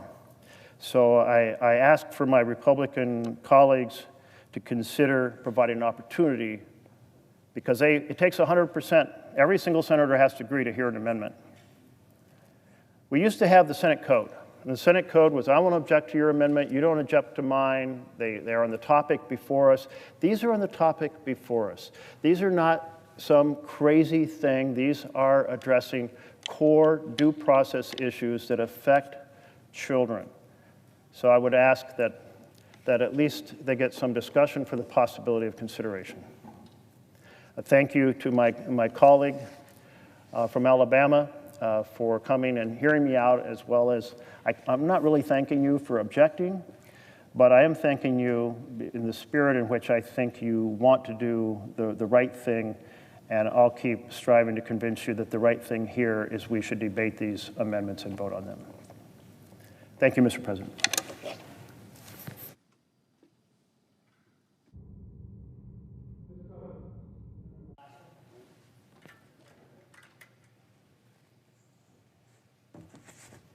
Mr. President, thank you. And, it's nearing the end of the week, and normally that's when I come down to the Senate floor to do my try to make it weekly, Alaskan of the Week speech. Now, I know for the Pages, this is their favorite speech of the week. You get to hear about Alaska, you get to hear about some great Alaskan doing some great stuff. I usually try to give a little update about what's going on in our great state, because it's always something interesting. And then I encourage people watching on TV, come on up to Alaska. You're going to have the trip of a lifetime if you do it. So, Mr. President, today, the Alaskan of the Week is someone very special to me and my wife. I'm going to talk in detail about all she's done for our state. Her name is Kathleen Rowell, and she has worked for me in Alaska going on 15 years, Mr. President. You understand that as a former governor, where you have great staff that do amazing things, not just for you and your team, but for the whole state. Her title in the office has been Deputy State Director, but she has been so much more than that. She has literally been the glue that has kept my whole team together, not just since I've been in the Senate, but even before I became a senator. So I'm going to talk about Kathleen real quick here in a minute as the Alaskan of the Week. She so much deserves it. Just wanted to mention a few things. We're all, of course, praying for the people impacted by the fires in California. We're all ready to stand by to help. States are coming together. My state is certainly a state that understands natural disasters. And, even in Alaska right now, Anchorage just last week, didn't make any news down here, was hit with hurricane-force winds on Sunday up to 130 miles an hour. A lot of people, hundreds were without power, a lot of property damage. So, we're thinking about our Alaskan colleagues who were hit by that hurricane. There's no other word, typhoon. And, of course, praying for everybody in Los Angeles. With a state and population that big, we all know people. I have a good college roommate, buddy of mine, Tom McMillan. My two sister-in-laws, Janine and Jennifer, they're all being real negatively impacted by that. So we're thinking about them, Mr. President. In Alaska, I always like to give an update. The sun is actually coming back. We hit the winter solstice. In Anchorage, we're gaining about 4 minutes of sun a day. In Fairbanks, we're gaining about 5 minutes of sun a day. And in about a week, January 22nd, the sun will rise again in Utqiagvik, Alaska, Barrow, Alaska, the top of North America. That will be the first time the sun comes up over the horizon in 2 months. So they get a dark winter, and it's cold up there. The Iditarod, the last great race, is coming up March 2nd. So again, if you're thinking about coming to Alaska, don't think just the summer. Come on up in the winter, too. It's great. So that's a little bit of update, Mr. President, what's going on. Now, back to Kathleen Rowell, the rock in our office, whose last day, it breaks my heart, breaks my wife Julie's heart. Her last day was yesterday. So, a little bit about background about Kathleen. She moved with her family to Alaska from Chicago when she was 3 years old. Her father worked in the oil fields and had been commuting to Alaska, Illinois, Chicago, back and forth. He thought it was time for the family to come together, so they settled in beautiful Eagle River, Alaska, a gorgeous, and I mean gorgeous, patriotic community, mountainous community right outside of Anchorage. Kathleen went to Chugiak High, go Mustangs. She was an excellent, driven student. Anyone who knows Kathleen knows that excellence is her motto. Everything she does is excellent. But we got confirmation from her good friend Robin Ingibis on my staff, my deputy chief of staff here in D.C., who went to school with Kathleen and remains very close, that, yes, Kathleen was a straight-A student. We knew that. She showed horses. She worked at the coffee shop in Eagle River called Jitters, a mainstay in that great community. She excelled academically, went to college first in Colorado, then in Washington State, did a semester with the National Outdoor Leadership, which she loved, and then came back to Alaska, finished up, and graduated from Alaska Pacific University, which very importantly, she did well there, but really, really importantly, she met her husband, Ben, who is a great guy. Great guy. They're a great couple. So that's Kathleen's early background. She then worked in the Parks Division of Parks and Rec, right, at the Department of Natural Resources. That's when I first met her. I was the new commissioner at DNR. We call it DNR in Alaska. That covers everything in Alaska. We worked in the same building. I was a brand new commissioner, and I was looking for a special assistant, a young, smart, talented, special assistant as the commissioner of the Department of Natural Resources. Now, Mr. President, this is a big job, right? If Alaska were its own country, it would be the envy of the world in terms of resources, strategic location,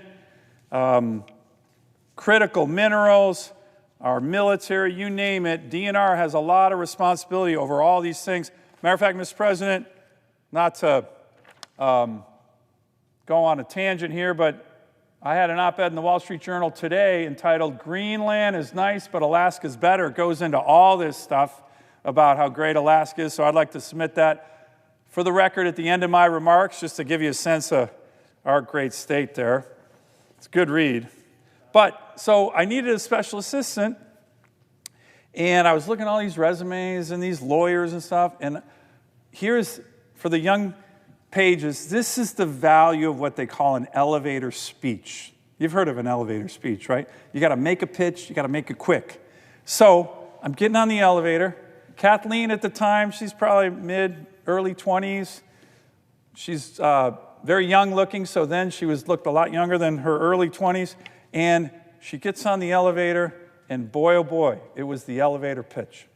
Commissioner Sullivan, I understand you're looking for a special assistant. The elevator's going up. All these people are listening. I believe I have the qualities, the hard work, the ethics, the commitment to excellence to be your special assistant. I'd like to come by your office and interview. Boom, the door opens. I'm like, dang, that was impressive. Elevator pitch. So she made that. She came in, interviewed, and I was like, I am hiring her. None of these gung-ho, highfalutin lawyers. I'm going to put my trust in this young Alaskan. And boy, oh boy, I'm so glad I did it. It was the best elevator pitch I've ever seen. Kathleen rolled up her sleeves and learned everything she could. And before you knew it, she was running the Department of Natural Resources, which in Alaska is the giant organization. Hundreds and hundreds of people, the key to our economy. She was working with my other special assistant, John Katchen. She was hugely essential to the things we got done at our Department of Natural Resources. We negotiated against ExxonMobil for a giant natural gas deal. You want to talk about a tough thing? Exxon brings in like 25 lawyers to negotiate against a group of 3 of us, right? We took them down. She organized summits. She helped us redo our state's oil tax regime, which is creating a big spur of development right now. Kathleen was essential in all of this, bringing more producers up to Alaska, a great teammate. Her heart was in serving our state. Fast forward a few years, Mr. President, I'm going to run for the U.S. Senate. Not an easy run. A lot of good Republicans in the primary. There was a Democrat incumbent here. That's never easy. And the first person I said I'm going to hire on my campaign team, first person, was Kathleen. Now, it was a risk. She had a 1-year-old at home at the time, Benjamin, and who's now joined by his brother Miles. By the way, Kathleen is a great mom. Her boys are now 12 and 9. When she first started working for me, she had no kids. She's got a beautiful family with her husband, Ben, and her 2 wonderful boys. But it was a risk. She had a great state job, and she's going to, join this guy, throwing his hat in the ring. And, I'm not so sure it was looking like a easy deal.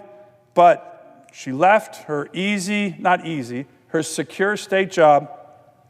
First person I hired on my campaign, organized it, traveled, and Mr. President, I'm pretty sure I would not have won without Kathleen's great work. That was in 2014. Then she stayed in our office in Alaska, became the deputy state director, and you know how it is, Mr. President. She's been with me and my team, my wife, with longer than any other staff member, and she's done an incredible job. Now, we all know how important staff are both here in D.C. and especially back home. They work hard. Let's face it, government jobs aren't always the best. You certainly could probably be making more money in the private sector. The hours can be grueling, but great staff, they're vital to what we do. They're vital to the work that we get done here in the Senate, in D.C., and really vital back home, where the work they do for our constituents and the places they travel to are essential. They're essential. And here's a big thing, Mr. President, as you know, the help that our offices back home do to work for the people we are honored to represent is vital, because there's so many giant federal agencies, Social Security, the VA, IRS, the Department of Defense, Immigration, that are giant labyrinths that people don't know how to get through. Our federal government can be unwieldy and often unforgiving. So when Alaskans need help on all those things, Social Security checks, VA benefits, we're the state with more veterans per capita than any state in the country. Medicare, the IRS comes screwing up something. They come to us, and we work on these cases. This is a rough number, but since I've been in office, our Alaska staff has worked on more than 12,000 of these cases, and they're really complicated, and they take hours and hours. We always have at least one person attached to these cases, something they'll always remember, and their lives are impacted by whether they're resolved in a good way or bad way. And Mr. President, as I'm sure you probably believe, you don't always hear about this part of the job of representing people in our great republic, but in my view, it's probably the best part of the job, because you have a direct impact on someone you represent, and you can literally change their lives. We do that. We put our heart and soul into it. But nobody, Mr. President, has put their heart and soul into it more than Kathleen. She has made all of this happen, the 12,000 cases. Now, I also have a fantastic director of constituent services in Anchorage, Carrie Kyle, who has completed more than 3,600 of these cases herself. She's amazing. But here's what Carrie said about Kathleen. Kathleen is at the helm of the ship. She's the captain of the ship. She makes all of this possible. She's the master communicator. her loyalty and integrity to the people of Alaska are unmatched. That's what you want with great staff. Margaret Sharp, she runs our Mat-Su Valley regional area, our regional director, Margaret, who does a great job. She calls Kathleen our hero. Quote, she is our conscience. She is the gatekeeper of decorum. She is all about kindness and respect. She keeps all of us kind. Isn't that a great compliment? That's from Margaret on my team. Elena Spraker, another great member of my team. Our Kenai Regional Director on the Kenai Peninsula, covers Kodiak as well. Elena does a great job. Says that she has never worked with anyone with more skills than Kathleen. Elena says, Kathleen is our rock. And I agree, Mr. President, that is so true. You know, Mr. President, in our line of work, in elected jobs, whether governors or commissioners or senators, we all know that certain people have an impact that goes way beyond just the work that they do. And Kathleen is one of those.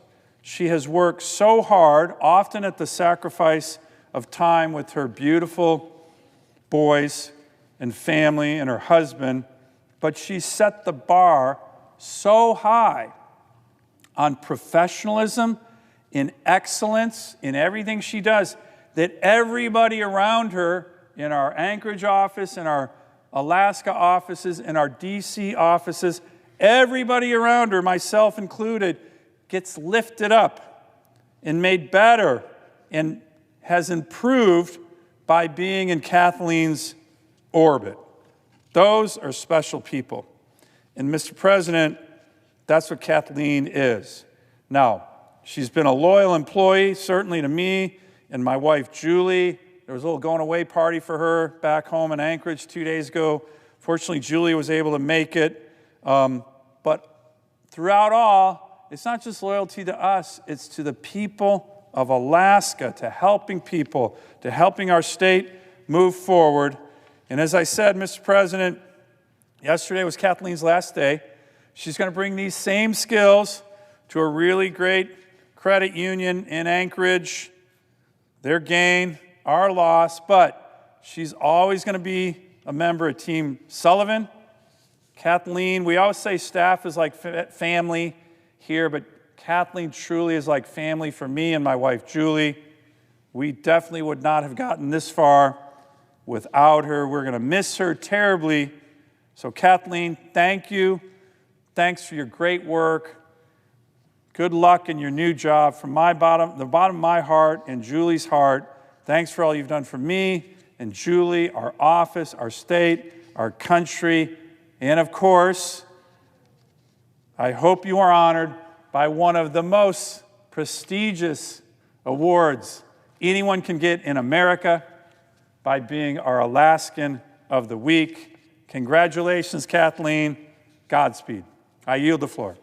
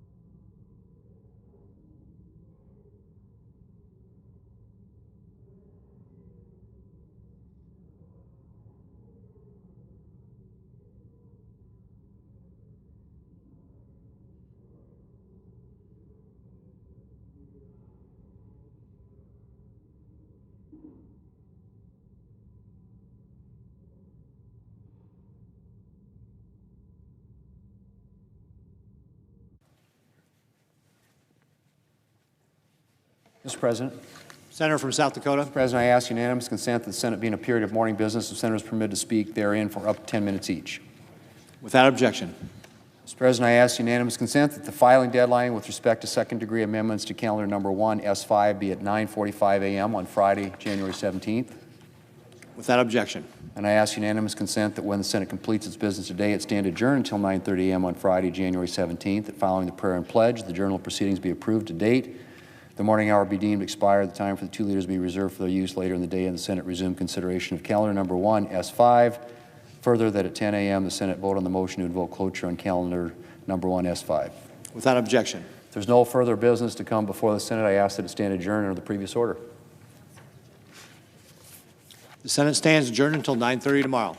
All right, you guys go home and do homework.